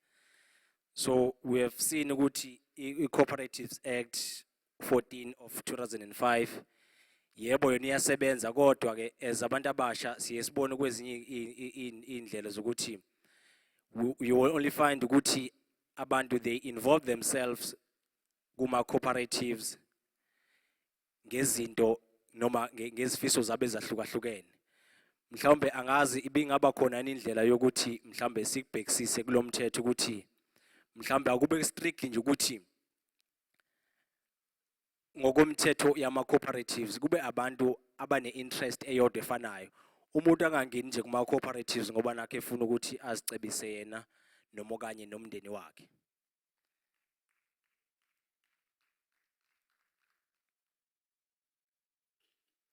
And then maybe ngizokuya kwelinye point elandelayo elikhuluma nge-lack of experience from graduates. Mhlambe I will make some example ukuthi mhlambe kulezimo lezi ezifana nalezi uyothola ukuthi umfundi sekaqedile university and then mhlambe bese efisa ukuhamba athole experience. Only to find ukuthi loyo muntu loyo he or she is doing into irrelevant kunomsebenzi noma kunento ebekade ifundele esikoleni. Because we believe that lokho kwenza esikoleni kufanele should be the same one osukuzokwenza nasemsebenzini ofundele. Singathola ukuthi mhlawumbe umuntu ebefundele ubudokotela uthi yabona all suddenly usengena komunye umkhakha mayesefika laphana bafika bamphekisa itiye of which is irrelevant kulento ayenzile safunda esikoleni.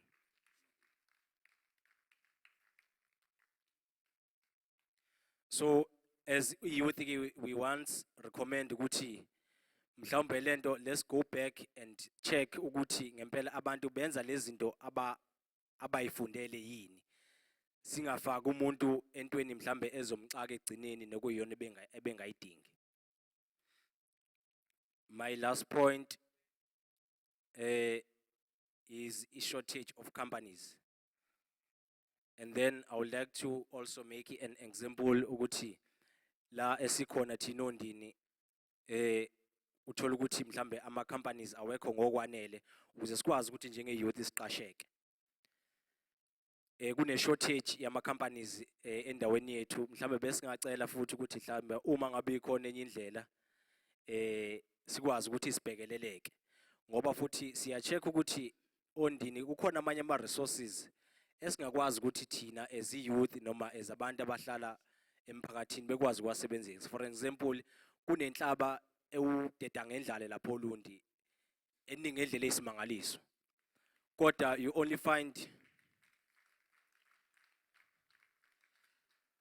find ukuthi awekho ama resources noma azikho izinto esingakwazi ukuthi sisebenzise ukuze sikwazi ukuthi sithathe leyo nhlaba leyo senze ama products. Simbone seyitolo sekhona aloe vera ngibona ukuthi iyona yonke i product yethu.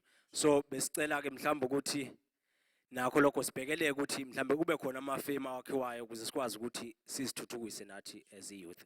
Ngiyabonga, thank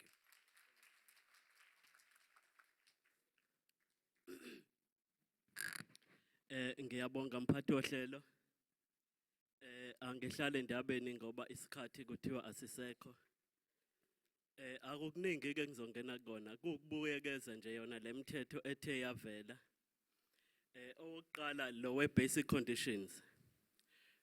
Othinta kakhulu izinto zamaholo. I-wage gap kubukeka inkulu kakhulu uma uqhathanisa umsebenzi kanjalo ne-manager esuke ikhona. I-gap esikhala ngayo eyenza ukuthi uyibuke ukuthi i-gap icishe kwi-immediate supervisor yakho uthole ukuthi i-gap ekhona icishe ibe u-200%. Lokho okusho ukuthi kukhulu kakhulu kwi-immediate supervisor kube kuwena oyenzela umsebenzi. Sicela ke ukuthi lokho uhulumeni akakubhekisise ukuze ekusebenzeni kwethu sikwazi ukubambisana. Kumthetho lo we-Labor Relations Act siubuka lo mthetho kukhona la ubuye khona ukhethe khona iphela emasini. Uke wachaza la umfowethu akaKhosathu eyithinta leyo ndaba wathinta indaba okuyiyona yona ngoba uyathola ukuthi lo mthetho uma usebenza kukhona la mhlambe ethe umqashwa ugeja khona.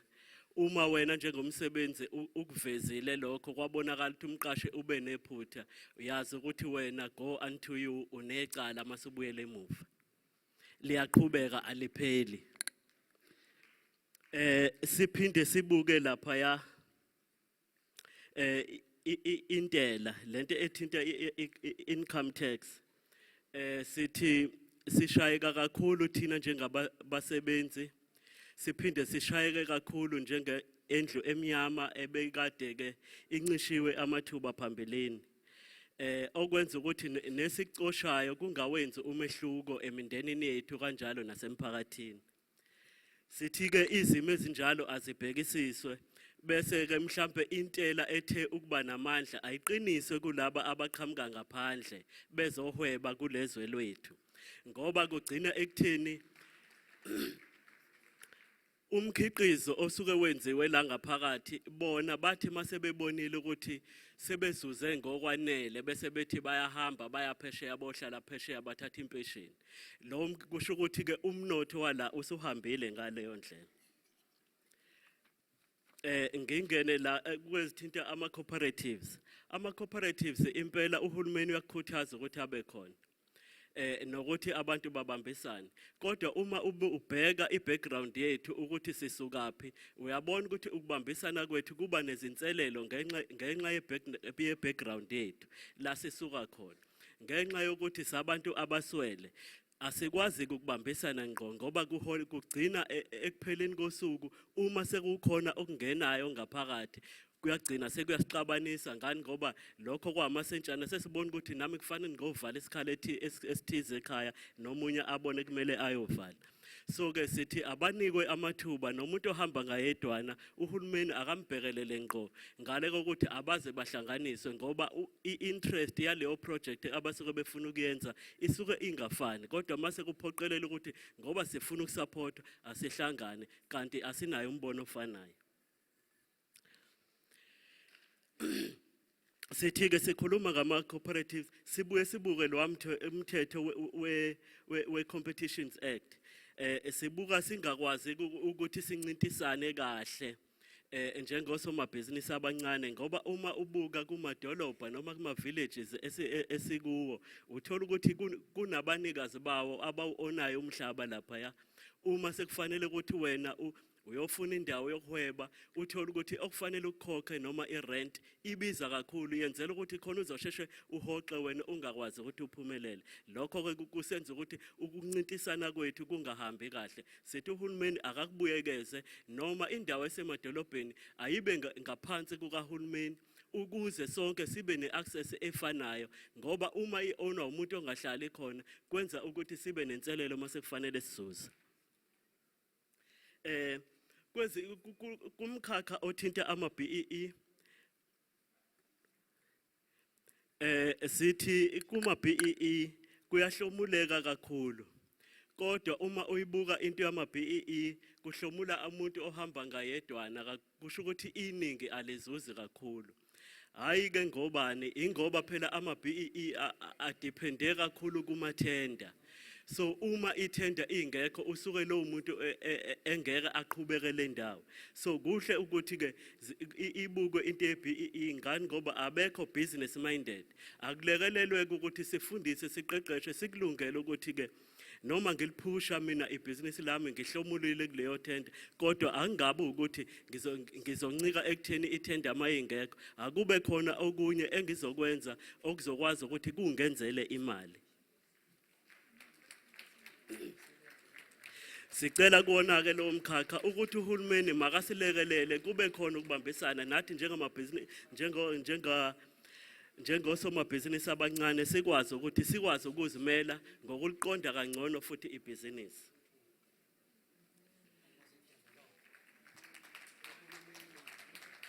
Ngalokho ngiyabonga kakhulu.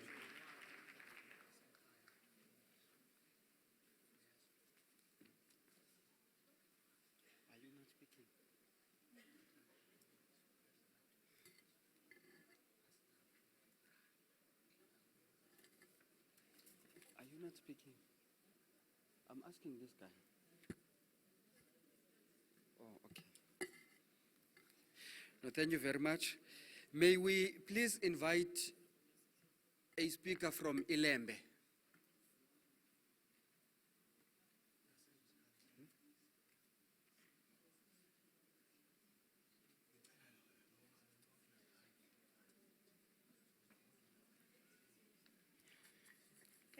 Ngicela ukubingelela sihlalo wepanel ngiphinde ngibingelele no program director nomphakathi wonke thina lo khuluma ubusisi wedube from kwaDukuza si hamba la no civil society wakwaDukuza ngiusihlalo weKwaDukuza NPO forum simelele umasipala kwaDukuza lana ke thina sinikezwe into booklet ebithi asibheke imithetho la isifo esifisa khona ukuthi uhulumeni alekelele noma ena angeze noma akhiphe okuthile sikwenzile ke lokho kuningana ke sikubhalile lana and ngiyocela nje ukuthi program director uthi ena ukhokha umoya kancane ngoba asilalanga insuku ezintathu si prepare lele khuzana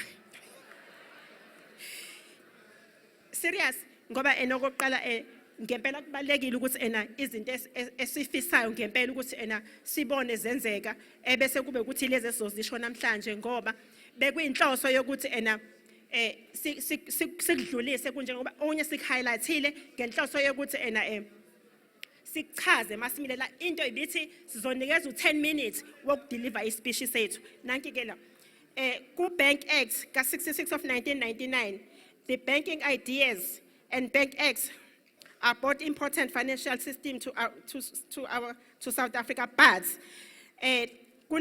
kunezinto ekufanele ena ipanel is a review. Bank charges of loans and repayment ability of loans must be monitored and the act to avoid overcharging by the bank or the financial institute. Lapha ku South African Reserve Bank Act 1990 of 1989, the act is good, but it should also be considered monitoring exchange system, money that is owed by the country that was in need to be borrowed, the money from the countries like USA or World Bank. The act should also consider in which way our country should provide loans to other countries like Zimbabwe, what will be a repayment ability to assist South Africa. National Empowerment Fund Act 105 of 1998. The act still is relevant, but owners of the act is not clear as to how to develop the needy community and also the good progressive ideas of citizens of South Africa. That does not give much to the society. Therefore, the act should be specified on how does the disadvantaged female should assess funding empowerment. With National Act, Empowerment Fund Act 105 of 1998, the act does not protect the will of the ground business individuals and those companies who need to develop within the situation of the business industry and how to have a legal capital. Therefore, there should be a clear policy stating that how to develop underrated businesses like farm stores. The Companies Act 71 of 2008, the idea of the act and its content is very good, but what is not clear is the legal support system on how to support cooperative in a simple approach. The nature of the cooperative is also not clear when it comes to funding, and that must be reviewed.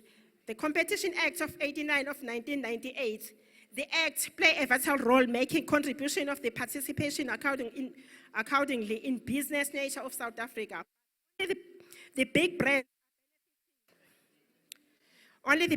are benefiting from the Competition Act that include Tiger Brand, ABI, SAB, Pick and Pay, Checkers, Green and Richard, Toyota, BMW, Mercedes, Fortune and Miladies. But few other upcoming brands are not included in the competition. Therefore, the Act should also accommodate upcoming brands. Broad-based, also Act broad-based black economic empowerment. Act 53 of 2003 contains that the Act is to develop the mind of the proper service delivery and how to handle the procurement system, but it does amalgamate with the BBC Act in putting the chain supply and procurement and order. The Act needs to... They won't stop clapping. We will take the submission. Ala ala KZN, ala ala. Pata KZN, Pata. I like how you take ownership of this process. What we're trying to do is that we spread participation across all municipalities. What I want to advise now is that we won't go through the entire list. It's practically impossible. So even these negotiations that are taking place here, we will make sure that we spread across all these groups. May I now invite Sibusi Sombanza from Tuba Tuba on Working Group 2.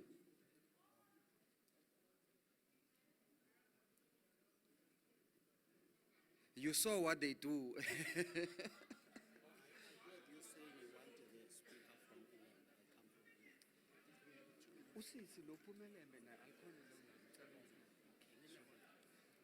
Ngibingelele sihlalo, ngibingelele bonke abakhona. Straight to the point. Yebo. Point number 1. Yes, ama cooperatives kukhulunywe ngawo kakhulu. But kukhona into ekhona engingazi noma iyabukeleka yini na. Ama cooperatives kukhona imali okuthiwa u350,000 oyigrant. Becela ukuthi uhulumeni akaka athambise imithetho ngoba cishe uba sengineminyaka ewu8 ngikuma cooperative angaze ngibone noyedwa oyitholayo leyo mali. Angazi ukuthi umthetho yindaba obebukhulu kangaka ngoba phela igrant imali ophiwa yona okungafanele kube nemithetho enzima kakhulu ukuthi siyithole. Ngisho noma ngabe iyehliswa okungcono kuthiwa athole 50,000 ukuze sikwazi nathi lama cooperative okhulunywa ngawo abonakale esebenza. Number 1. Number 2, ama right amanzi sike saba nesomiso kusuka lapha eMtuba umasipala wakhona. Sike sazama ukuthi sithole ifunding yokuthi sithole amanzi olwandle. Kodwa sabanjwa yini? Ama rights amanzi. Ifunding sesiyitholile. Ngidlule lapho. Ama liquor licenses. Sengathi uhulumeni angakayibhekisise kakhulu lento. Ama tavern noma amashipini abaseduze 1 namasonto, 2 nezikole, 3 naphakathi emakhaya ethu.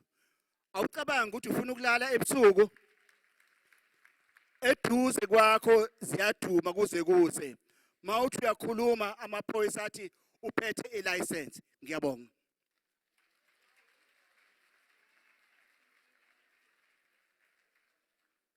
Angibonge mphathi wohlelo. Lona okhulumayo uSithembiso Sibongiseni Mpungose osuka eMandeni ngaphansi kweLembe. Ngizokwenza nje presentation ngendaba ye social cohesion and nation building. Lapha nje sizobuka izintwana ezimbalwa okokuqala source of tension within KZN province. Okokuqala poverty, okwesibili crime, okwesithathu inequality.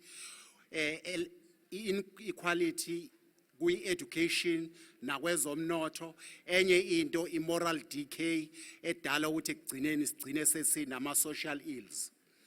I-source of unity, inhlonipho, ezemidlalo, nezokuncebeleka kanjalo namasiko. Uku-address ama-divisions, we need to regenerate morals and restore hope. Key social divisions, xenophobia, ipolitiki, ney'nkolo zethu ngokuhlukahlukana kwazo. Ngingasho i-religion kuphela, ngisho nje zonke iy'nkolo. Okwesine, imithetho esihlanganisayo, National Sports and Recreation Act, i-Promotion of Culture and Tradition Act, iyalekelela ukwakha ubunye noma i-unity. Umthetho othanda ukuba inkinga ophazamisayo, Law Traditional Leadership and Governance Acts, uyayidala i-division ngoba awuphelele, udinga ukwandiswa, kufakwe izinto ezidingekayo eziwuhlanganisayo umphakathi.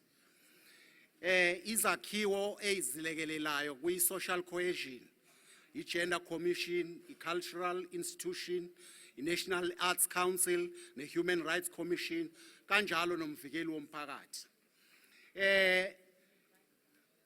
Uhulumeni angasiza ukucontributor ngokuthi anikeze ama-civil societies ama-resources, aqinise ukumonitor noku-evaluator, akhande ithimba elizokwenza lowo msebenzi, abese prioritize i-education, create a platform where is possible to access basic information. Sengcina abantu abaningi eSouth Africa, njengoba imithetho yakhona imihle kangaka, kune challenge ukuthi abantu ababencishwa amathuba ngaphambili, labo bantu abayazi imithetho futhi abakwazi ukufinyelela ekutheni bathole usizo oluvela kule mithetho. Lokho kubenza ukuthi bagcineke bese bumnyameni. Lokho ke futhi kwenza ukuthi okunye okuyinkinga ukuthi le imithetho ayi-implementwa ngendlela eyiyona. Ngiyabonga mphathi wohlelo. May we please invite Ndimande Nomusa from Jozini. May we invite Nathi Zulu from Edumbe.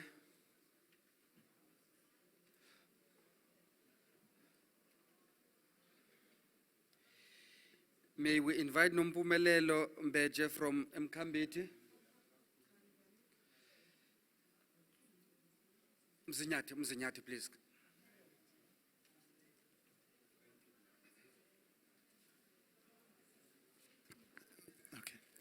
Mphathi wohlelo umuntu akabonga ukuthola ithuba ukhulumayo wandile Ngcobo eTandi.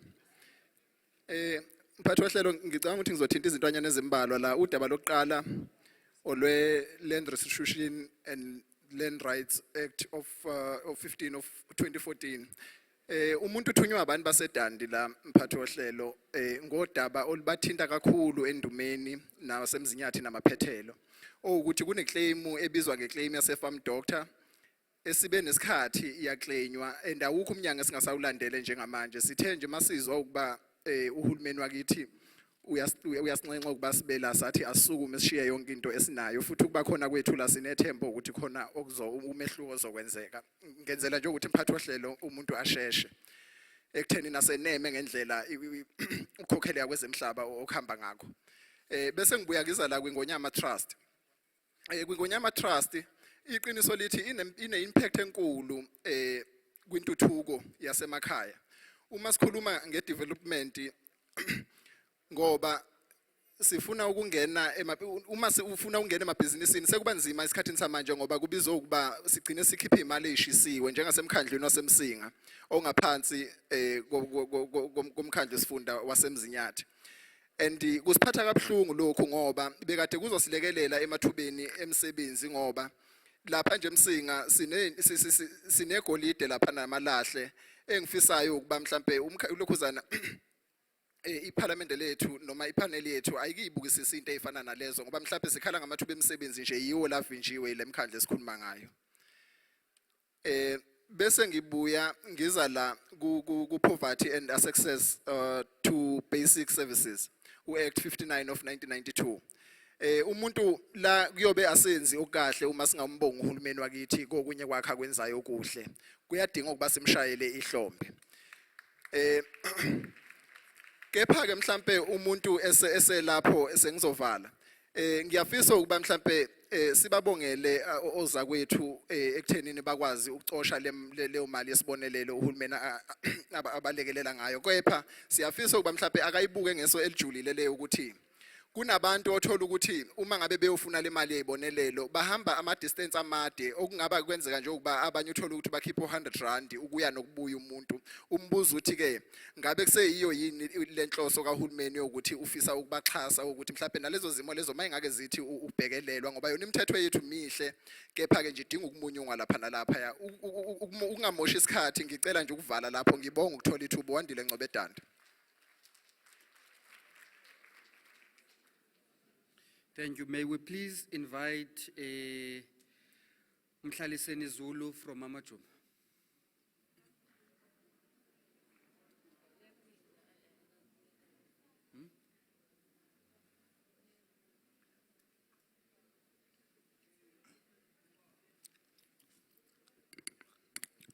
Program Director, Chairperson of the panel, protocol observed. Kubili nje esizohlala phe kwakho njengamajuba umhlaliseni waKwaZulu from eMajuba under Newcastle municipality. We have already prepared a 16-page submission here, so sizogxila nje ezintweni ezimbili kodwa. Sifisa ukugxila lapha ya ku Act 2 of 1995.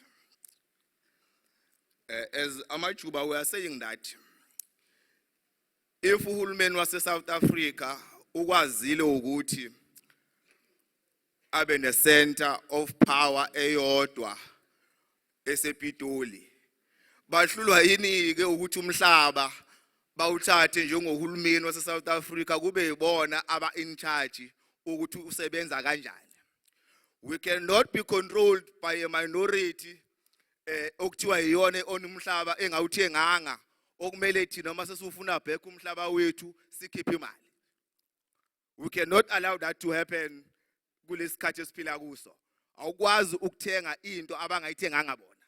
They must bring our land back without compensation. Bese siya lapha ya ku rural development kunalento le okuthiwa ingonyama trust. Lento le okuthiwa ingonyama trust kumele ihlakazo nje iphele ithi nya, because lento okuthiwa ingonyama trust ayinamsebenzi kodwa nje nonisa amadoda amabili athize. And further ingonyama trust ngizokwenza nje umzekeliso ngakithi eNewcastle la ngihlala khona. Ifike yafaka amabhodi yathi this land is privately owned by ingonyama trust. Bangena abantu ngenkani ba own umhlaba abahlala. Uma sekumele bakhipha ngithi responsibility yabo phela ukuthi bakhipha ngithi bathi umhlaba wabo. They come back to our municipality eNewcastle. They say Mayor Makhosini Nkosi ambokhipha abantu bakho lapha.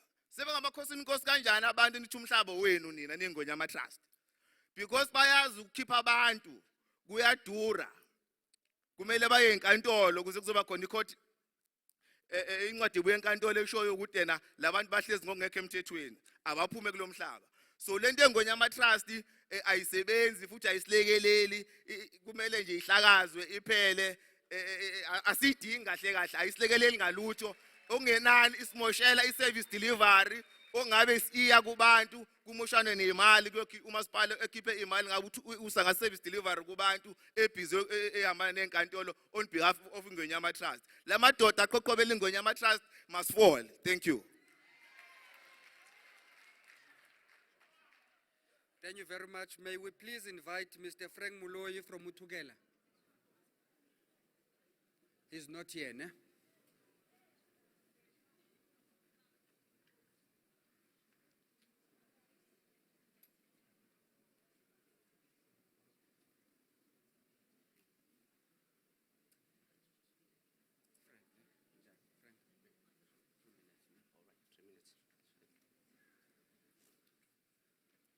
Vision, ambition, mission are all buried in our ruling nation. Mr. Mohlante and his panel, greetings everyone. I'm from Alfred Duma municipality. I'm going to be short as I am.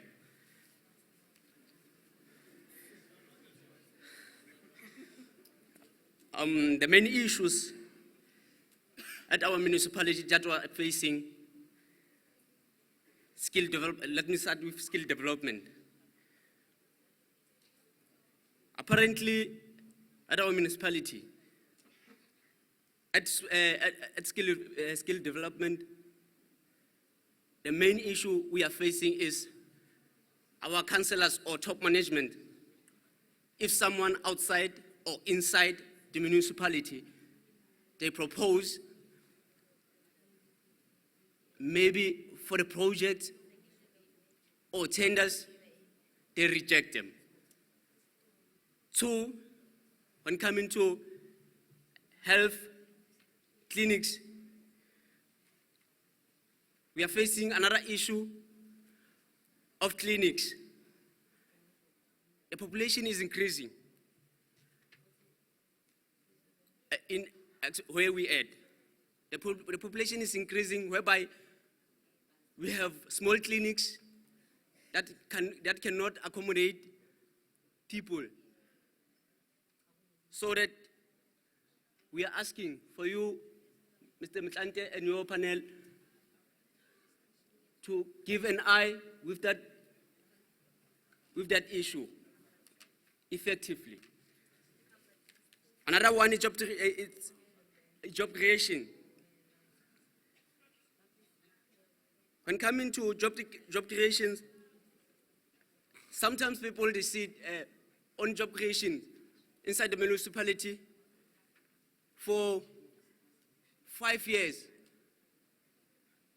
while the Act says you have to stay perhaps 3 months, then you get employed permanent. But it hasn't been done yet. RDP houses.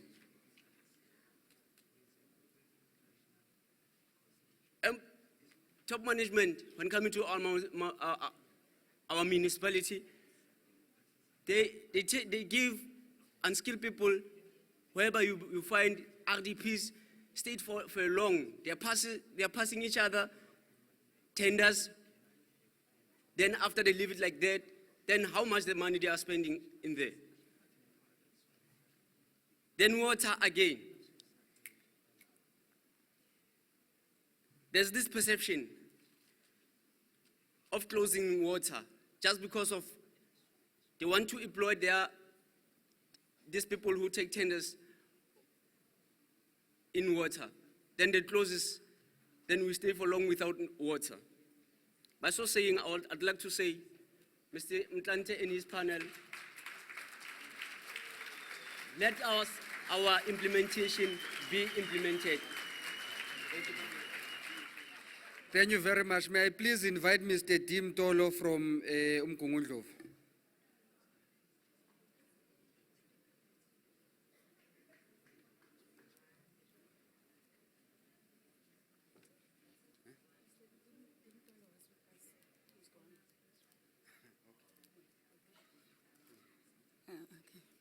Greetings to the table. Ngibingelele nani mphakathi uMr Mtolo besihamba naye kodwa usephumile so ngicela ukuthi ngithathe leli thuba. Sekukuningi osekushiwo sihlalo kukhulunywa ngawo ama policies and I'm not going to repeat into esishiwo but I'll hand my submission back there to the panel. What I want to say is to emphasize on educating our people on policy formulation and act passing, so that our people will understand how policy works. I want to take us back a little bit, I won't waste time. The Group Areas Act was painful to our forefathers and our families. Hence we have the Land Act, where the government is trying to take back our land that was taken from us. What made that Land Act pass in Parliament?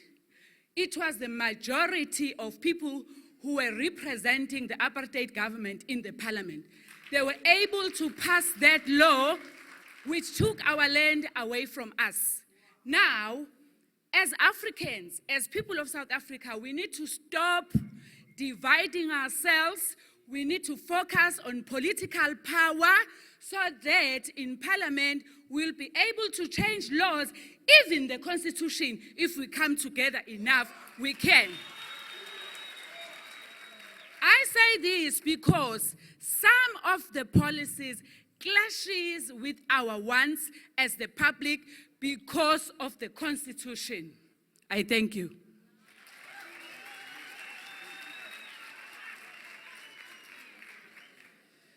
Do we have a speaker from Rinkonyen?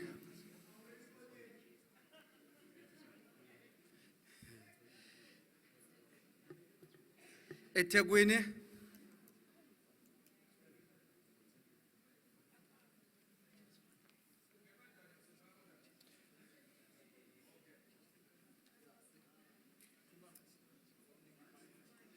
Or you can address us even from here.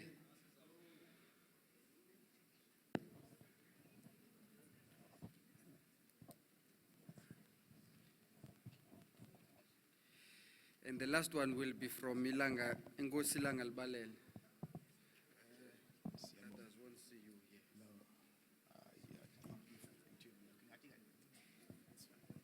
If it's not, it's fine. Sanibonani. Sibingelele mphathuhlelo, sibingelele usihlalo wepanel, sibingelele ipanel yonke nestaff esisizayo kwipanel. Ngize nje ukuthi ke ngizo representa ama input wethu as eThekwini disability sector. My submission is written in English. We had fortunate to have access to the copy, the soft copy, so that we can just edit our input to what we wanted to put on.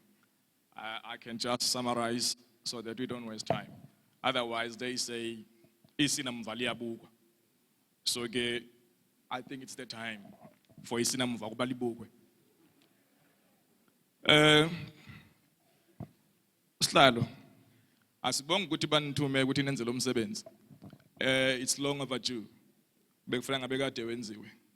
Usiso sanda kuhlala phansi la ukhuluma ngale ndaba ye-constitution. Ukuthi inoko ifuna ukuhlaliswa phansi. I've been calling for a constitution to fall on Facebook for a number of times.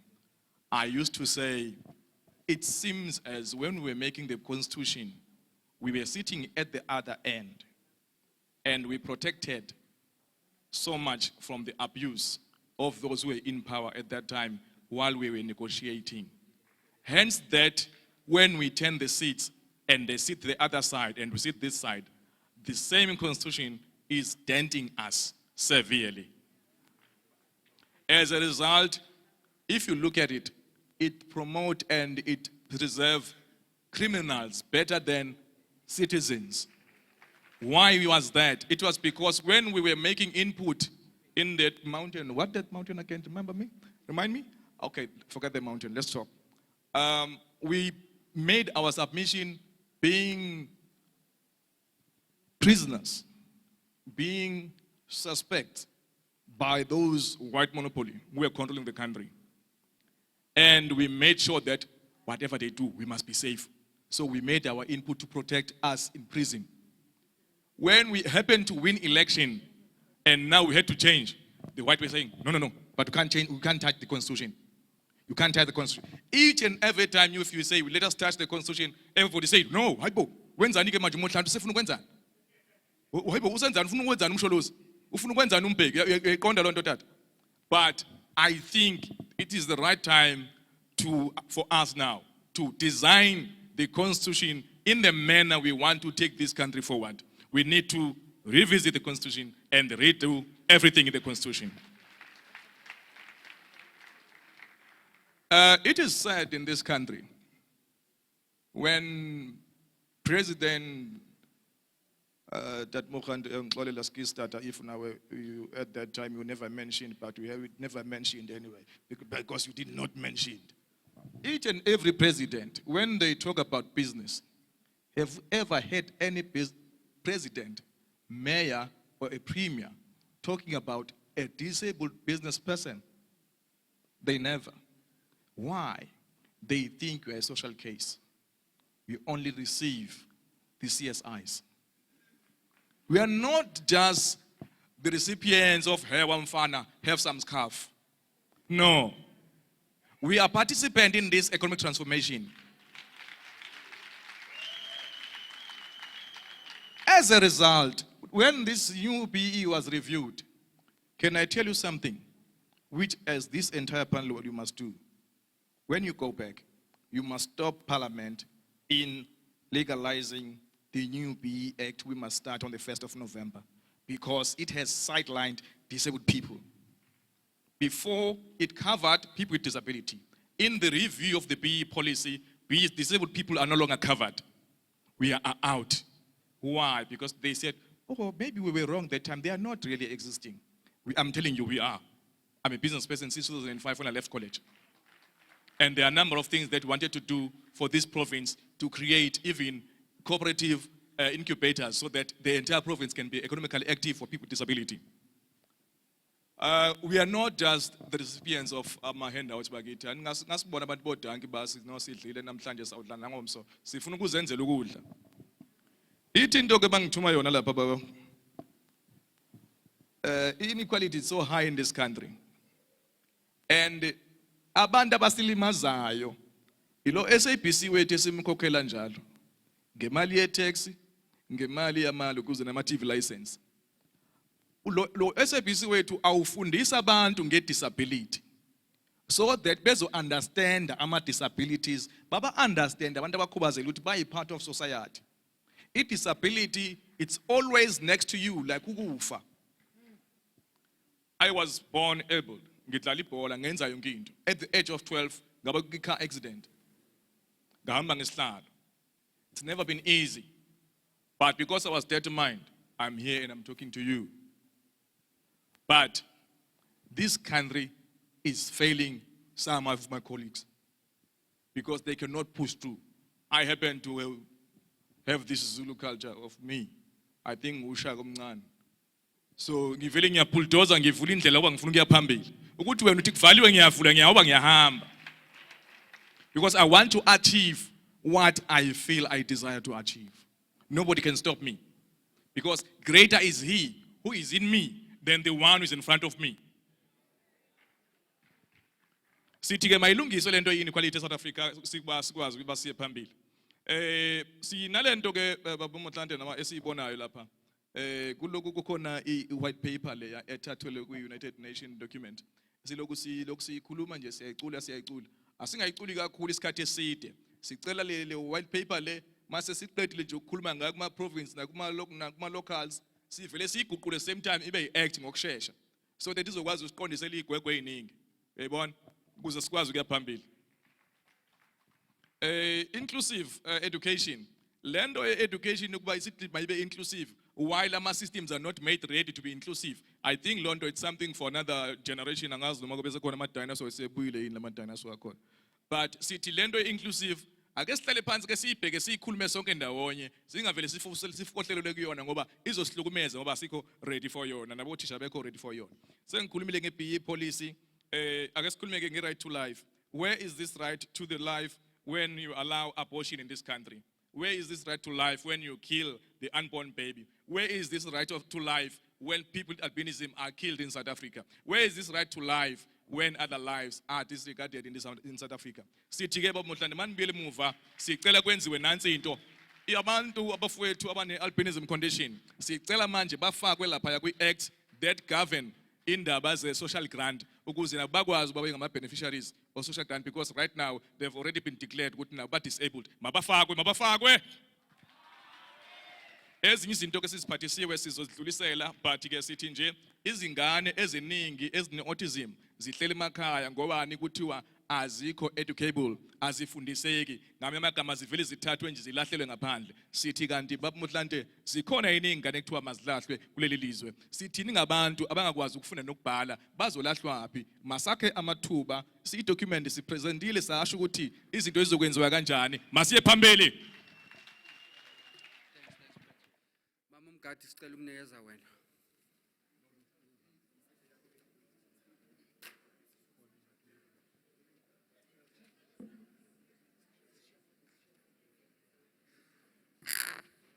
Ngibingelela iParliament lonke ngokukhethekile uMr Monhlante.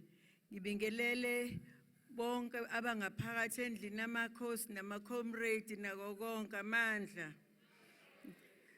Ngiphatheke kabuhlungu kabi njengoba ngiloko ngiyicelela nje ukuthi nje naku ngizofa ngibulawela ilokhuzana indawo kama. Kudliwa indawo kama endwedwe ekuthiwa ngizosahwa ikhanda ngifakwe elokoda isempohlweni 100 rand. Ingane kamfowethu. Manje uma ushonile ngo-2012 bona base behamba beyokhonza ngo-2006. Sengihambe kuphuma ko-e.tv kuphuma ko-TV yonke leyo nto. Manje ihluphekile na ingane uSizani Ngubane ongigijimisa yonke indawo ezama ukungilwisa. Bantu bajawuva ngiyacela ukuthi ke ningipheke indlela okuyiyona nokufanele ngiqale ngayo noma ngemaphoyiseni noma siyephi noSizani nimtshele bakwethu ngoba ngizofa mina sengitshela ukuthi ngizofa ngizonqanyulwa ikhanda. Emakhosi asendwedwe lo mfana ukhonze enkosini yokuqala waphinde wakhonza kwesibili kweyokuqala kwathiwa ngihambe kakhulu endwedwe ngase ngiya elokhuzeni ku Commission for Gender Equality bahamba baya khona futhi bayoba threatenisha bathi baphinde bangibona endwedwe ngeke ngize ngibuye. Kanti phinde futhi lo mfana wayokhonza enkosini yakanyuswa imavela nonyuswa. Kuthe makufika laba baka e.tv bahlangana neyakanyuswa ilokhuzana inkosi yathi ngaxoshwe ekhaya ngoba ngithakatha. Kukhona kwa e.tv lokho kubhalwe phansi kuthiwa angihambe ngalibeka unyawo lwami ngithi angihlale eMgababa mina ngibhasophuma kusuka ngo-2008 ngihleli naye kwaze wayoshona ngo-2012 kodwa bakhonze le indawo kwama ngo-2006 ngihleli noma ngehla ngenyuka naye. Ngiyacela ngisisombululo lapho ukuthi ngenze njani noma kuyiwe emaphoyiseni noma kwenziwe njani sengicela isisombululo. Kusho ukuthi ngingangikezela uSizani bakwethu. Ngiyacela.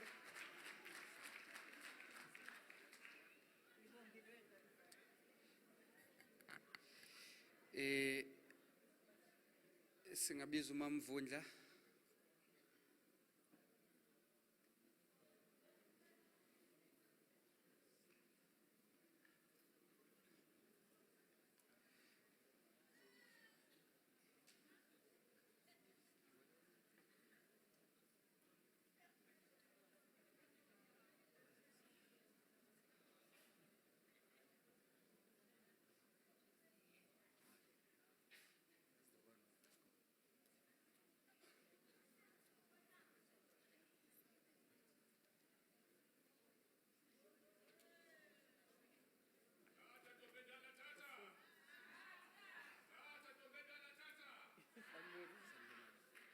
Khuluma mama.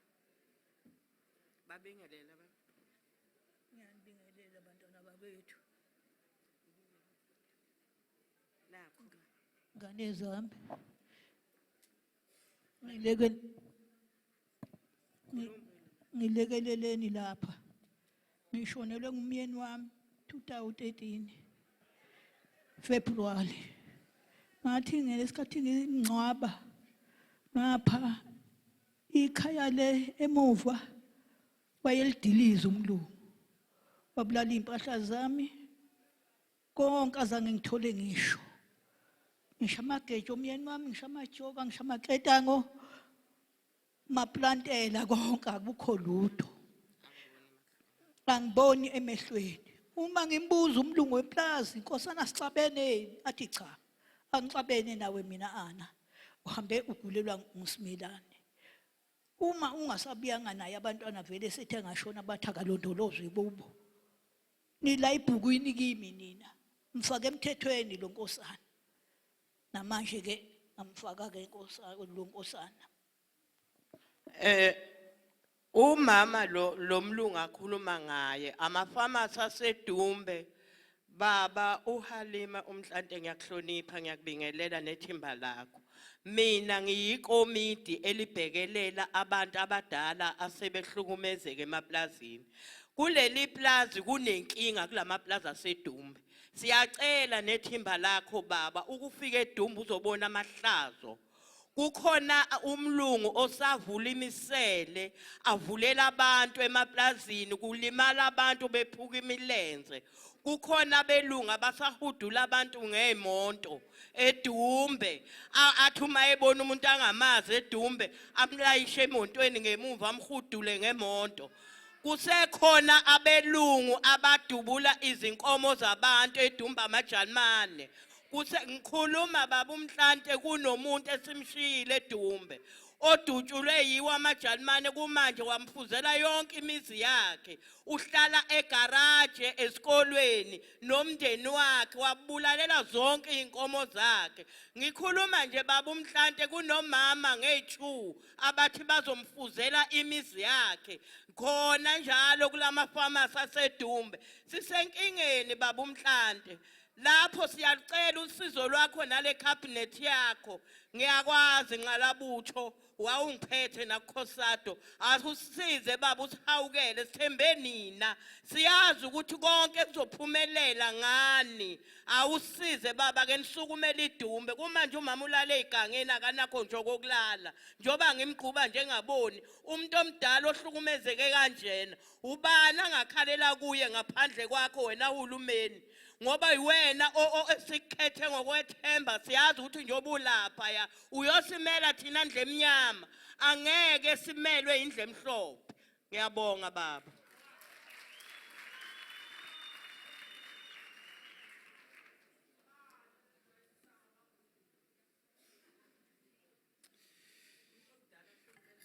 Unompumelelo Mbethu sasekhona.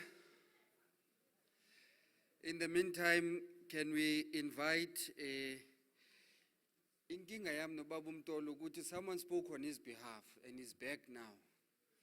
And but it's a mandated position. So we have to move on from there. Can we invite uSphiwe Zuma?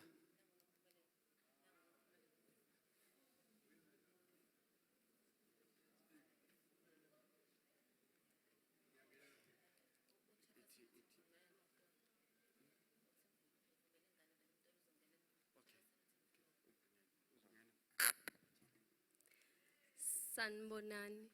Bengithanda ukubingelela ubaba nabahleli etulwini. Ngibingelele nabo bonke umphakathi ophumelele. Mina igama lami nguNompumelelo Ngwangambeje. Ngiqhamuka le eStoni ngaphansi kwifamu ephathwa ubaba uMichael. Thina lapha kuthina ikhishiwe indawo. Kodwa indlela akhiphe ngayo indawo vele wakhipha indawo encane. Wenzela ukuthi abantu bangaboni ukuthi indawo incane. Kodwa ngenxa yokuthi sebefuna ukwakha abantu sebeyabona ukuthi izinto ngeke zisenzeka khona lapha yana endaweni yethu. Kuzophinda futhi kuzoba indawo yokungcwabela ayisekho. Futhi umlungu wethu akafuni ingcwatshelwe ngaphakathi eplazini. Kuphinde futhi kuzoba indawo yamanzi. Amanzi asinawo. Amanzi mayephelile amavarkelikani siyazi ukuthi amanzi awasekho. Kuyenzeka kwezinye indawo aphela amavarkelikani kumele aye khona. kwesinye isikhathi futhi into esesiyibona ukuthi ama-toilet awasenziwa awekho ngoba umlungu akasinikile indawo eyanele ukuthi kufakwe ama-toilet ekona. Into esicela kakhulu baba, sicela ukuthi niqhuqhuzele kube khona okwenziwayo, kube khona noma i-toilet libe lodwa endaweni at least kunokuthi kube khona i-pollution ekhona endaweni. Okunye engikucelayo baba, bengicela ukuthi kube khona ama-workshop abakhona ukugqugquzela abantwana be-youth. Asinalutho. Uma ungase ufike endaweni yethu ubuze ukuthi abantwana bakhona bayini, asiyilutho. Ngoba sifunda sigcine ka-10 kuphele kanjalo. Akekho umuntu osigqugquzelayo. Besicela ukuthi sigqugquzelwe, ngiyabonga. As you can see, I'm standing here now. For what? Sanibonani, ngibingelele ubaba Mahlantu, nephanela yonke. Okwami sekukhulunywe konke okuningi asengikhafekile. Ngiqhamuka eMsunduzi, igama lami nguSiphiwe Zuma, ngiqhamuka eMsunduzi. Sekukhafekile konke sekukhulunywa. Kodwa manje nakhona into esiyenzeka manje ngokudileya kwama-claim ama-land. Manje kunenkinga manje esiyenziwa ngazo noma umthetho omusha okhulunyiwe ukuthi manje asishajwe manje. Sekuhlala iphanela kanje. Uqale kwelinye koqala usubmit iphepha lakho ushiye imali kuye kwesibili kwesithathu mase kuthiwa kusuke kubaba Mahlantu lapha mhlawumbe soku200 lapho ke umubhalo. Sithi ngabe umthetho olento ogunyaziwe yinina ngoba sizwe kuthiwa akekho umuntu ovumeleke ukuthi meclaima kube khona imali eyikhokhayo. Right. 1998 siclaima mina kuzobe namhlanje nakusasa soba sihlangene kodwa iway forward asiyiboni. Besicela bandla sinamba abantu sibeqala ukulento ukwenza njani ukwenza corruption la ukuthi manje kube khona ukuthi khokho kuze akithi vele silambile ukugcina ngcike sengithi ke ukugcina ngci ukuthi kube satrainwa ngalento sathola ama workshop ukuthi mesiclaim indawo ngabe kwasiza lokho phela sithathe le mali yokuqala o54 kanti sishiya into yomcebo kube sasazi ukuthi ilife le umhlaba ngisho isizukulwane nesizukulwane sethu ngaba asikenanga indaba nemali. Ngiyabonga. Sibonga kakhulu.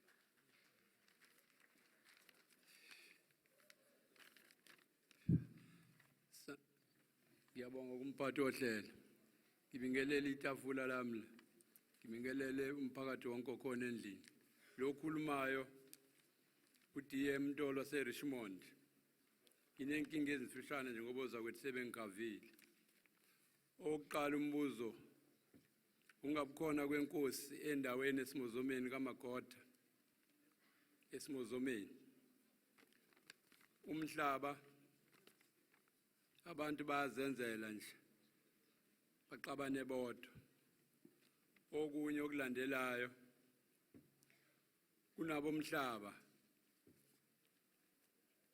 kunomhlaba wamasimu abantu abashoda ngogandaganda nembewu ukuthi balime banciphise ubugebengu phele nezifo phele nompofu.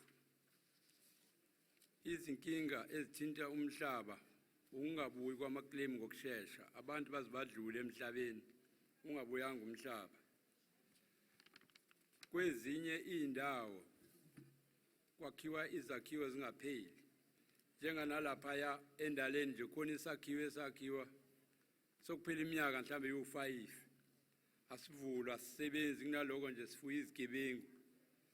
Ngakho lo into besifisa ukuthi sengathi itafule ngake liyibhekelele le ndawo ngoba kunento eningi yasendaleni engasebenzi engasebenza lapha mangena usozimboni. Okunye okukhona sinenkwali zethu lapha kufika inkontraka zezithathe inkwali ke simozomeni ke endaleni umphakathi ungahlomuli nalezi zinto zamaselula ezihosha imoya ezigcunywe kemzini abantu uVodacom noMTN ibhizinisi lele kodwa umphakathi awuhlomuli ngalutho abantu bayakhala. Ngizocela ukuma lapho cabangela isikhathi. Ngiyabonga.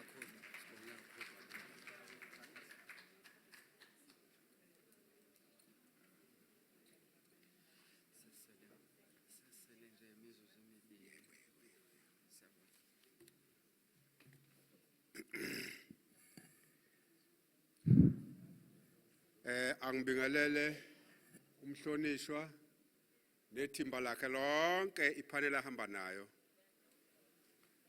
Mina ngizePlo Ndlamini ngisuka endaweni yaseBabanangu enkosini yakwaNtombela kwaNobamba.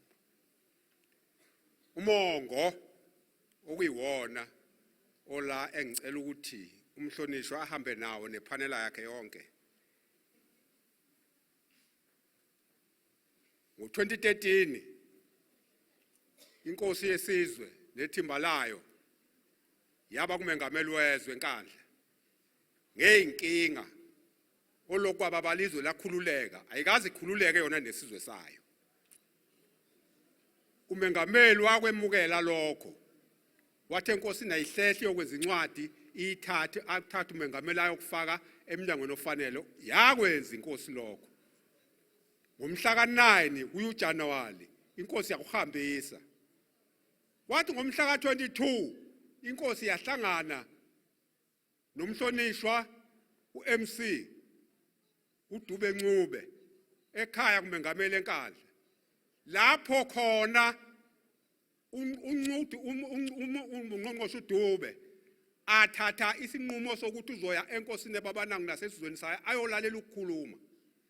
Wafika ukukhuluma ukuthola njengoba kunjalo wabe seyibophezela ukuthi kusuka lapho uzohamba leyo nto ayixazulula iqede.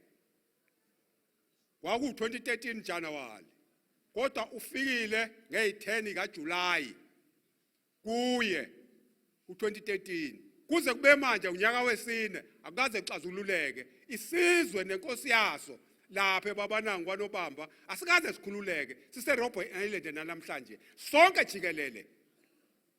Ngakho ke siyacela ukuthi ke lokho awukuthatha uhambise kumengameli ke wena ke manje ngqo inkosi yakwaNtombela eBabanangu uzofika ukuthole kumengameli ukuthole kuMC noMsadube.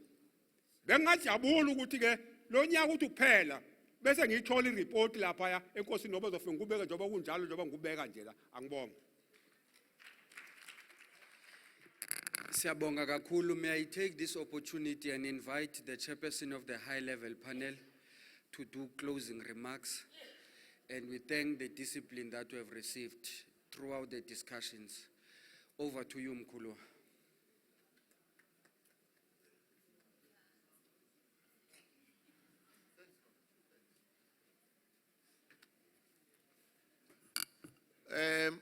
Masisibongele ke sibonge ukuthi sibe nohlelo olukahle namhlanje. Sibonga nokuthi ni kwazi ukuziphatha kahle nesineke esihle esisibonile kunina. Nathi ke njengoba sasibhala isandla sibhlungu manje konke sikuthathe phansi sabhala ukusho ukuthi kukhona inkinga ezivelile la eziphuthumayo. Inkinga ezinjalo ke asizolinda ukuthi siqede ireport siyozama ngendlela esinazo nathi ukuthi zifikele kongqongqoshe abazokwazi ukuthi basukume phansi ba address lezo nkinga ezinjalo. Sisho ukuthi ke owethu umsebenzi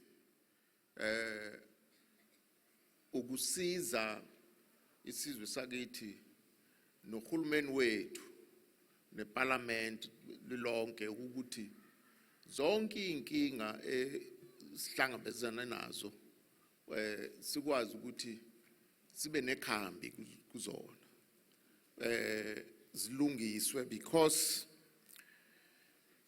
kusuka ngo1994 abantu bakithi babheka ukuthi sibe nayo inguquko kodwa imithetho le ekhona ayikwazi ke ukuthi ibavikele abantu bakithi endaweni abahlala kuzona basakhinyabizeka basashaywa laba basemaplazini angifuni ukuyiphatha indaba yabo ibhlungu kakhulu kodwa ngeke siyeke siyoyenza sure ukuthi iyafikelela and ikwazi ukuthi ilungiswe.